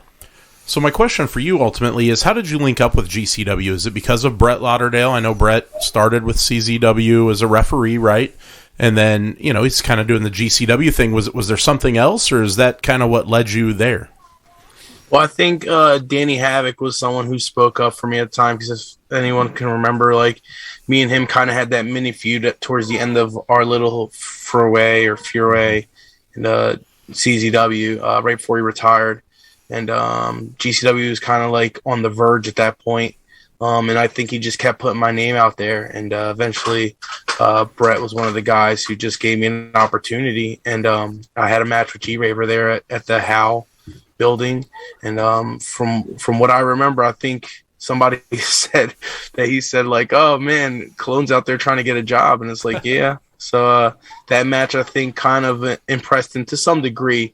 But I think it took, like, a bunch more matches before he was really like, yeah, I think this guy's really good, But outside of that, yeah, it was Danny Havoc's kind of like pushing these companies to give me an opportunity, because, at that time I was kind of bitter towards wrestling and people weren't really looking at me as being somebody who could kind of hold the ball and run with it.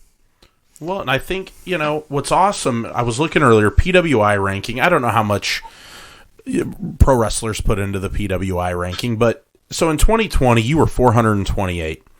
2021 you moved up 214 spaces to 214. I mean, that's in a year. What do you attribute that to? Obviously GCW has a ton of attention right now because I think Matt Cardona, Nick Gage is another one. Nick being on Dark Side of the Ring, there's a lot more exposure to deathmatch wrestling.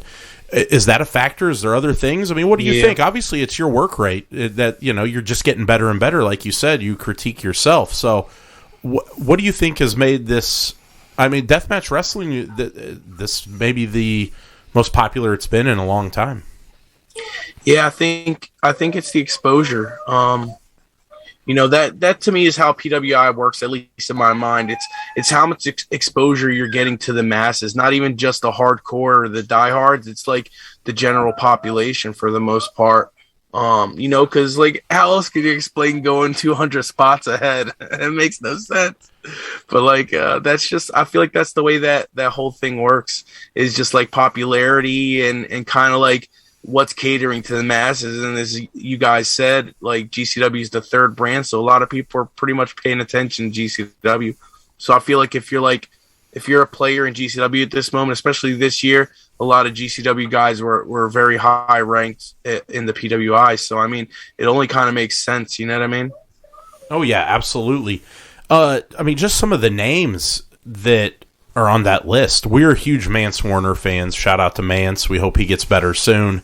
But the PWI thing, and I think next year, I think you move up even more, Alex. I think you're double digits next year. So, man, no, we got don't you. Don't make me wish on that one, man. Come on. Hey, go ahead.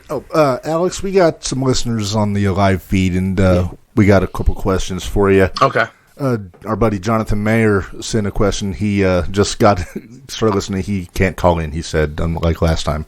He wants to know, what is your opinion on Matt Cardona's run with GCW so far? It's honestly good for business. I get he gets a lot of heat, but that's his job. Like, his job is to make the GCW fans hate him, and he's doing a perfect job at it. And what it's doing, it's bringing all these casual fans to GCW, and then they're becoming GCW fans. People who would never really come to these shows because maybe they have a misconception of what GCW is, or they're not into that super smarky style of wrestling. You know what I mean? Like, we all know what that is. Yeah. But like, it's, you know, people who spend most of their time, although they do spend most of their time watching TV wrestling, like, they're jumping on board because they're seeing somebody like Matt Cardona, who has tons of exposure, being a major part of an angle that's really drawing a ton of attention. So they're saying, what's GCW? What is this? And you know what it ends up doing is it ends up helping GCW in the long run, because GCW gets eyes from all angles at that point, not just even fans. Like, you got to look at it like, you know, people from AEW or people from WWE, even international wise, like, people are paying attention to GCW, and it's not even just the Cardona factor, but it's just the steam that they're gaining, and Cardona is a big part of that. We were in Chicago at the War Games show. The atmosphere, unreal. Myself, my co-host, my 9-year-old son was there. And the War Games match that you guys had, fantastic. We're talking about Cardona. He came out after. I don't know how you follow that match, but Matt was able to come out, and I think he pissed off, you know, however many people were in that building. I mean, it was I remember I was getting ready to use the restroom. I didn't think anything was going to happen, and I heard a security guard tell somebody, he's like, "You don't want to leave yet." And they're like, "Why?" They're like, "You don't want to leave yet." And, you know, obviously Cardona and Moxley did their thing, and it was incredible. But that's a question my co-host had. We were at War Games. That was basically the end of the long feud with 44-0, who we, you know, for our money's worth, maybe the best heel group in wrestling in the last year or two. Just incredible. Those guys, you're from Ohio, but, you know, they get told fuck Ohio all the time. That match, what was it like to be in that match? I mean, can you run that down for us? I mean, I was kind of the who's who of GCW in that match. Yeah. I mean, it was special. Like you said, it was kind of the end of the whole 440, I guess I want to say stint in GCW, but pretty much it was the end of their stint in GCW. And that big long storyline that went all the way back to when Ricky Shane Page jumped Nick Gage at the one NGI, you know. So it was this 2-year long feud, and it built up to that War Games match where you had what I like to think were the top guys in the company.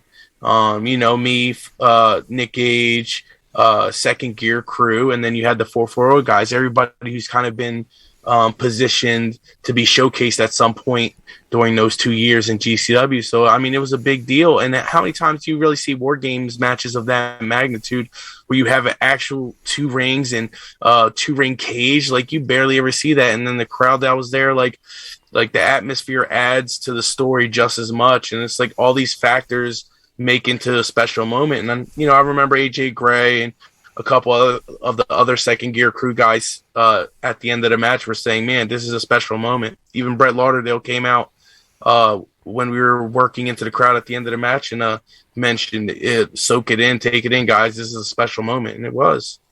It was just an incredible showing, and we all agreed. My 9-year-old son, his name's Kyler. He said I needed to mention him. He his very first death match was Atticus Kogar and Colby Carino.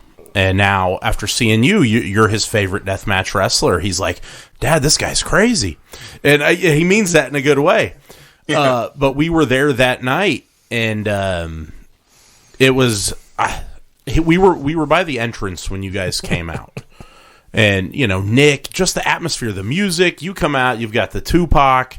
It's I don't even know. It's Mark, take this. Come on, I'm fanboying. Oh yeah, you gotta take a breath here. But no, man, it's just it was my first GCW shows at War Games show, and I couldn't get past just the general atmosphere of the crowd. And we worked our way over to the entrance for your match, and me and Narge are pretty good sized guys, and we were getting tossed around like a beach ball when Gage was coming out. It was definitely an experience. But just when you go out, I mean, between the Hoffman Estate show, the War Games show, then going to LA and doing what you did with it was G-Raver, yeah. And then going to this weekend. How much does the crowd impact your performance in the ring? Hugely. And you know, guys will tell you because everyone comes pretty much for the most part from humble beginnings. Most guys work the shows where you have, you know, 20 to 30 to 50 odd people in the crowd, sometimes more energetic than others. So they could tell you there's a huge difference from a crowd who's really not into it or really not even into the genre, let alone just into wrestling, compared to a crowd that's kind of rabid for what you're doing, that's kind of really into what you're doing, you know, and people will tell you all the time, like, you don't know you're over till you're over, you know what I mean? And that's the truest expression, because when things are kind of like, when things are on the up and up, when it comes to just the reaction you get in the ring and with the fans, like, it literally will wield you to great heights, sometimes to limits beyond your own limits. And, you know, I've experienced that many of times. There's a lot of trust I think GCW has in you, Alex, and it's because of how you work in the ring. It's the entertainment value that you bring. And I have to ask you this. So you are a 3-time Tournament of Survival champion.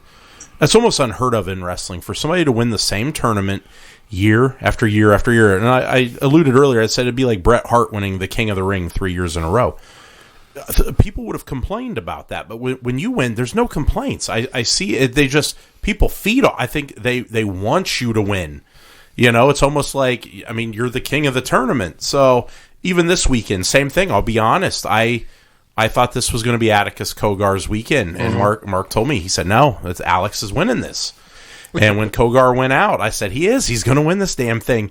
And you did. I think that really holds a lot of value, that Brett and whoever the powers that be at GCW, they see so much in you. And I think that's an awesome thing. I mean, do you feel that responsibility, or how do you feel about that? Yeah. You know, and I've felt that responsibility since when they made the Ultraviolent title, like, and I was kind of like, I don't want to say the face, but I was kind of like the face at that time for the title. Like, hey, you're going to be the guy to hold this title and really make this something, you know? And obviously different faces have come into the fold here and there, but even since then, it's like, all right, well, something's got to give, because they're giving me all this trust, you know. And even this past weekend, I got a little slap happy with a light tube, and I was near the food table, and I pissed Boss Man off.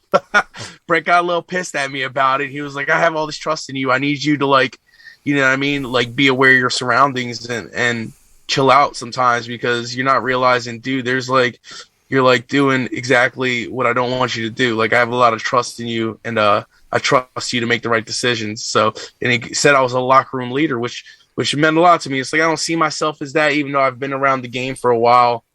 But, you know, it meant a lot. And it's like, I took that to heart. And, you know, it's just, wrestling is what it is. You know what I mean? It's just like, I'm nor here or there. I'm just me. I've got another question out here from a listener, Dwayne Carter. He wants to know, has there ever been a time when you had a spot that you were going to do, and it was too crazy? You were like, I'm not sure I can do that. Has there ever been that, or have you always been the guy that's like, yeah, let's do it? Yeah. On Matt Tremont, his GCW retirement match, the initial one, there was that balcony. I kind of like did not a crossbody splash off of. We were going to try to do a Spanish fly, but I went up there right before the show started and realized there wasn't enough lip room for me and him to fit over the rail. Because honestly, if there was, I would have did it. But realizing there wasn't enough lip room right before the show started, I had to make the call to say we weren't going to do it, because it probably wouldn't have ended well. No, and that's good. You know, sometimes we watch these matches and we think, man, is there anything these guys won't do? And obviously, that's a smart decision. You have a career, and you want to extend that. We've seen some crazy bumps over the years that maybe shouldn't have happened. So, a great question to Dwayne. I've got to know, NGI 6, fantastic show. You want to talk about the end? You're out there, you're enjoying your moment, and then you get attacked from behind from a masked gentleman. Yeah. John Wayne Murdoch it looks like maybe your next challenger. Yeah, I mean, that's just the way it seems. I mean, it's been coming, you know, to a head, I guess, so to speak. It's been on its way there. A lot of fans have been wanting to kind of see the match, and it just hasn't been feasible. There have been times where we've come close to making the match happen. I'm not saying it's his fault. I'm not even saying it's my fault. It's sometimes it doesn't work out, and it looks like now he took it into his own hands to make sure that the match happens. So, I mean, hey, I get it. There's a lot of John Wayne Murdoch fans out there. There's no hate, but he's built himself into a situation where now it's like you're bringing the type of demon out you don't want to bring, and he'll find out come New Year's Eve weekend. Oh, okay, and that's what I was going to ask. When could we expect this? I know they just announced earlier that you guys would be back in Chicago middle of January, so we were kind of hoping for it that night. We thought maybe Hammerstein, so it sounds like it's going to be a little bit earlier, but that's going to be awesome. I'm looking forward to that. I mentioned Hammerstein. Tell me about that, Alex. That commercial, the promo for that, maybe one of the greatest wrestling just hype videos I've ever seen. What was it like being in that building? What are you expecting from that come end of January? Honestly, I'm just expecting to have an enjoyable time. Because clearly, like being in New York City, you're not allowed to really do death matches and bleed. So, there's definitely a lot of other guys that are going to be more so showcased, and I'm fine with that because GCW is a family. We're all team players. I'm expecting to just go there, have a great time. Whatever I'm doing, I'll put on a showing to the best of my abilities. Obviously, proving to everybody I'm more than just a deathmatch guy. I'm also a hybrid guy. But that whole venue, dude, walking in there is it's surreal because that's ECW territory or that's Ring of Honor territory. Now I guess we could lay the claim that could be GCW territory. I mean, to me, this is the first big one, but there could be many more after this. This only opens up the door even more for GCW. So, Alex, our in-studio guest, Joe, has a question for you. So I'm going to throw it to Joe. Want to toss that out there? Yeah. I mean, I just we were talking about this earlier, and I kind of want to get your opinion.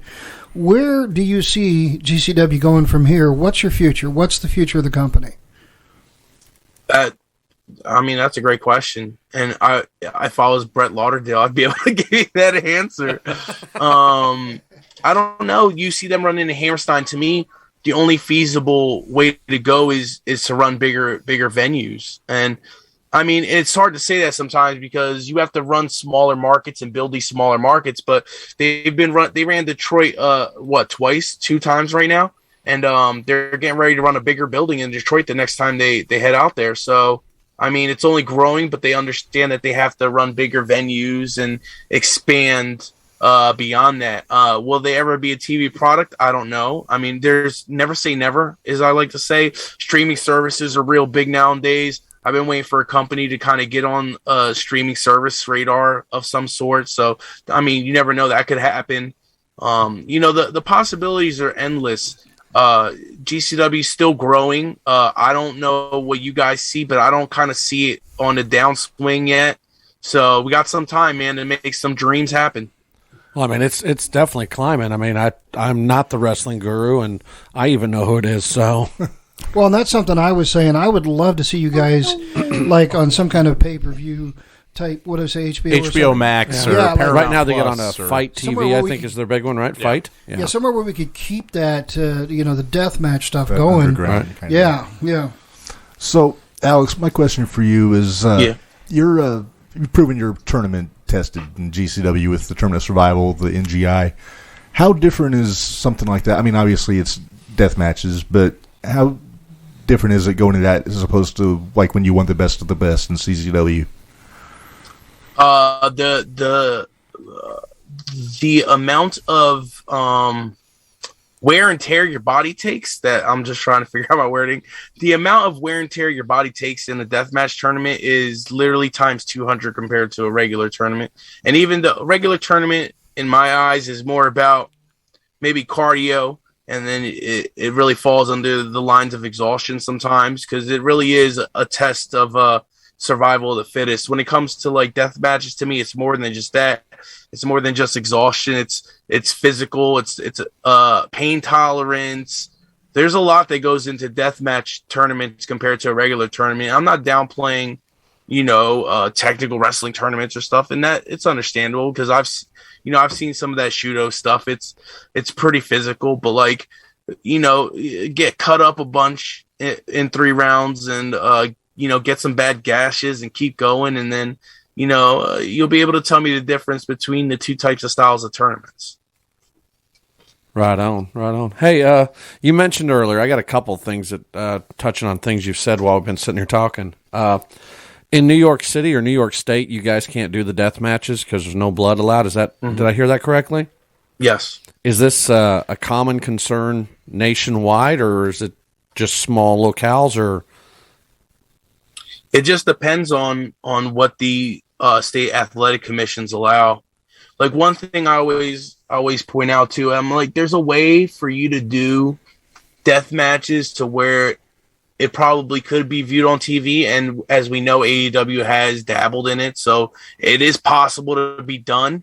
You just have to be able to have an open mind to be able to do it. And when it comes to TV execs, people who control kind of narratives of PG this and 13 and 18 and rated R, like they get worried when they see clips of people bleeding half to death, but they don't realize that the deathmatch style in 2021 isn't what they probably were used to seeing in the early 2000s with the controversies in New Jersey with Christy Whitman and all that crazy stuff.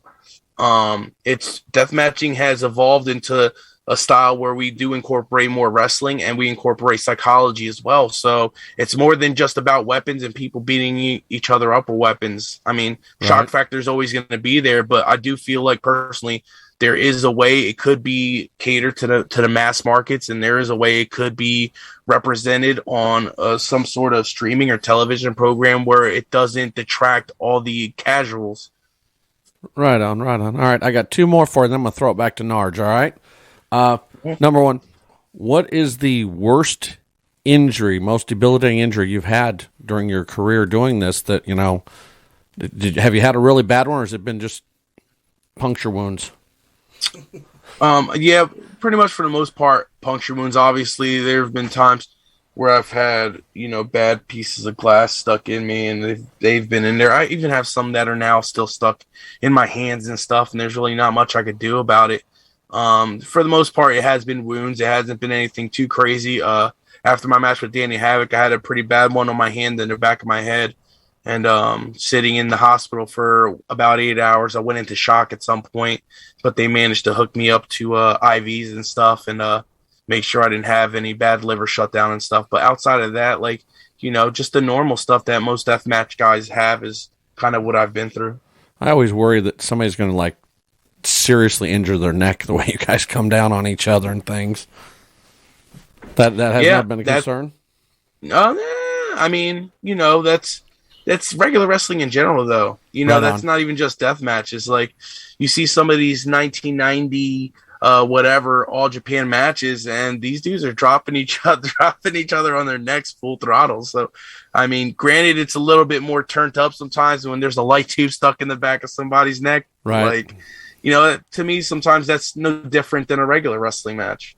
Right on. Dwayne just messaged in, kind of tiptoeing around what I just talked about, said, are there any safety precautions when it comes to death matches, or do you go all out? And I would assume there are safety precautions, but yeah, more so now there are, I guess, kind of. There's ways to do things where they're not as harmful to you and the crowd as they could be if it's somebody who's not used to doing them. And usually I tell people you can tell the difference between somebody who does death matches regularly and somebody who doesn't, just by how they carry themselves during one, just being more composed, knowing how to use the weaponry to where it's not harming you or the crowd, and that's not always easy because just death matching in general can be unpredictable, but the guys who do it on a regular basis know how to do it. So that they're not bringing a level of harm somebody who's less experienced could bring. Right on. And my last one, and then I'll throw it to Narj, is who in wrestling inspired you the most? And do you model yourself after anybody, either as a character, as a wrestler, any of that? Guys like like Homicide was a big influence in the early 2000s for me, being a wrestling fan. I at that point I just started really getting into indie wrestling in like 2003ish. And I dabbled in watching because CZW was on public access, so I kind of knew who they were to some like extent. But like once I found ROH and I found Homicide, I just kind of, I guess I could not sympathize, but I could kind of relate to his character because, you know, being Puerto Rican, having people in my family who he kind of reminded me of, it was just easy for me to relate to what, like, his attitude and the way he carried himself in the ring. So a lot of like my earlier experiences with learning and trying to build stuff for myself as a wrestler, like, was really taking pieces of Homicide and adding that into my own style. You know, obviously I was a big Bret Hart fan as a child, but that really didn't work into my style other than like the technical aspect. But yeah, I could say Homicide was definitely a big influence for me. Have you ever got a chance to work with Homicide? Yeah, I worked him at a GCW show a couple years ago when they ran Asbury Park, and it was a great experience. At the end of the match, he gave me his bandana, which is a big, like, it's a big deal for somebody like that to give you their personal bandana. Is like, it's a sign of respect that you just don't get from everybody. So it was definitely a big deal. Awesome. No, I'm glad you got a chance to do that. I don't think, you know, a lot of guys in the business get a chance to work with their inspiration, so that's very cool. I've just got a couple more things, then we'll wrap it up. We don't want to keep you. We know you're about an hour ahead of us over in Ohio, so I've got to ask you about NGI 6 again. I was messaging Mark, and you came out in the all-white. Yeah. There was obviously a plan behind that, right? You know, the all-white means you'd plan on shedding a little blood. And great color. I thought that was awesome, and it was a good choice to go with the all-white for the tournament. Was that planned? Yeah. So TOS, I had the 23 Jordan jersey. Obviously, I had many inspirations for that, but we love Jordan. I wanted, that and Nick Gage almost dying at the one Tournament of Death. He had the Jordan jersey on. Michael Jordan at one point did the three-peat thing, which I was going to make a thing if I won, and which I did, obviously. But like, I was bringing good omens to that by bringing that jersey into that situation. So I wanted to do something that was kind of close to that, but not, and that's why I had the Dream Team all gold Michael Jordan jersey, because I was going for a different feel. But like, yeah, all white definitely always in a death match is gonna be like, you know, a big deal, because Ric Flair with the blonde hair, obviously the old school 80s where they wore the tight white jeans to death matches, because you get blood on white. It's a great visual. No, it's awesome. And I mean, even Matt Cardona, when he showed up, he you know, all white, and I think he showed it was definitely a red when he was done. But that was cool. If you ever need a jersey hookup, we know a girl. So, all right. My last question to you is, you know, you've worked a lot of folks. Is there anybody out there that you're like, I can do something with that guy. I can make some money. Who out there right now, deathmatch, regular wrestler, who's somebody that's on your bucket list you want to work? I don't know if anybody's per se on my bucket list, but I'm definitely open to working as many people as possible. I don't see myself as a TV guy per se. I said if I ever made it anywhere near TV, it would be in the back doing something, which would always be a dream of mine, is doing something in the back, kind of low key. But I'm always interested in working TV guys, because I feel like you know, I could at least try to, like, you know, I don't know how to explain it, but like not impose, but maybe kind of inspire them to change their style or do something different. I like to kind of inspire people to do different things, just like other people have inspired me. That's why I'm always big on young talent, because I love passing knowledge that people have passed on to me, and hopefully people use it for their own good. You know what I mean? So TV guys, if you guys want to get frisky, I'm right here. I want to wrestle people from all styles, and I barely get a chance to step in there with guys with that type of exposure, so it'd be pretty good to like take somebody of that nature to their limits. So, Alex, you mentioned liking to work with the young guys and help them out. whether it was this past weekend or just in general, is there any of the who in the young talent in that locker room has really stood out to you? Yoya is a guy. Obviously, one guy that's injured right now, Starboy Charlie, is another guy who stuck out to me. Akira, the guy who I wrestled in the first round, another one. GCW has so much young talent. It's really hard to point out people. Billy Starks, Marcus Mathers. There's so much talent that GCW is bringing in, young talent that I feel like is on the rise. It's really hard to point out just one person. I feel like pretty much for the most part, most of the roster, I feel like are up and coming if they're not already just made stars. Yeah, I think out of who I saw over the weekend, I think probably the one that stood out the most to me was probably Charlie Evans, who you took on in the second round of the tournament. And she got a lot of attention over the weekend. So what were your thoughts on working with her? And is it different working with a female wrestler in a death match as opposed to a male wrestler?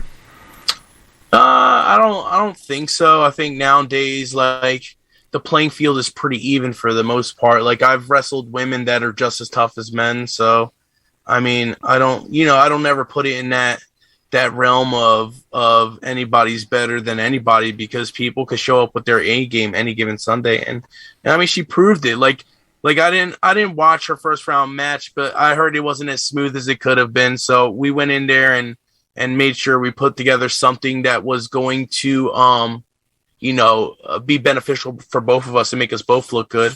And she went out there and she really stuck to her guns, man. And she brought the fucking heat. More power to her. I don't know if I'm allowed to curse on here, but more power to her. Fuck yeah. All right. Alex, I speak for all of us. We appreciate the time. I know you're a busy guy and you had a long weekend, so we definitely appreciate you getting on, sharing a little bit about you. I know that deathmatch wrestling is important to you. You see it as an art, and that's something we respect. We appreciate. Can you tell our listeners, what do you have? What's next for you? What's your next show? Where can we see you next outside of YouTube and Fight TV? Well, more than likely, obviously, GCW is the place where people more than likely will find me. You'll see me here and there. I have a normal job outside of wrestling, so I'm not as prevalent as some of these guys, but hopefully I can make some splashes outside of the U.S. at some point. Once the world fully opens up. So let's all keep our fingers crossed for me. Big time. Yep. Well, I know we're planning on being in Chicago in was it January? January 15th. Yep. 15th. So hopefully we can catch up with you then and shoot the shit a little bit more. Narj, you got anything else? No, that's it. Yeah, absolutely. We'll be up there in January. It's my son's birthday, so we'll catch up with you then and introduce ourselves. But we definitely appreciate you coming on tonight, Alex, and we hope you enjoy the rest of the week and you heal up. And be ready for the next one. That's right. Yeah, most def. Thank you guys for having me on. All right, Alex. Thank you, sir. Peace. All righty. All right. Well, we're coming to the end of the road here. Yeah, great chat, man. He's a cool guy. That was super cool. Yeah, I think deathmatch wrestling has a stigma, and you heard him. Mm-hmm. He doesn't see it as that. There's an art to it. There's a form, and he respects it and he appreciates it. And I agree with him. Deathmatch wrestling today is very much different than the stuff I think we were kind of exposed to previously, where, like he said, a lot of it was the backyard. That's kind of where it started. I mean, when I did some independent stuff, that's the guys that I did it with. That was they were doing light tubes and things like that. So, again, thank you to Alex Colon for coming on. We look forward to seeing you with GCW. It sounds like this John Wayne Murdoch match, which will be a bloody, violent affair, will be early January. So thank you again to our special guest. Yeah. And thanks to Joe for sitting in with us today. Joe Amendola is one of our buddies. I appreciate you all having me up. And then, so we'll be back in 2 weeks, and we are going to have another guest. Yeah, it won't be, I don't think, as long of a chat as this time. You never know. You never know. So the gentleman we're having on is the owner, promoter of 01 USA USA Wrestling. out of Mattoon, Illinois. His name's David Cavazos. I've known David for years. A lot of guys that I used to wrestle with have been through his promotion. He's had some of the guys that you see on TV now have been through his promotion. So David knows a lot of guys. He's promoting a show December 4th down in, I believe it's Mattoon. It's in Mattoon, yes. And he will have WWE Hall of Famer, one of the most downloaded women on the internet in the early 90s. By Joe. Tammy Sunny. Yes, Joe was Sitch. responsible for most of those streams. Yeah, thanks, Joe. A lot of sunny days for Joe. So, yeah, Sunny will be at that show, which will be very cool if anybody's ever wanted to meet her. I heard you can also subscribe to her OnlyFans, which is out there. I don't know what she does on there. I can guess. Yeah, It's probably not her fans. No, I heard there is some of that maybe, but Uh-oh. But so there's hope for you yet, Joe. so I think this is a good time to wrap things up until 2 weeks, which will be the 30th. All right, guys. I am not the smartest, but He is not the mathematician. no. So for Marco and Narge and our special guest, the heavy metal cowboy Joe Amendola, this is Redman, and we'll see you in 2 weeks.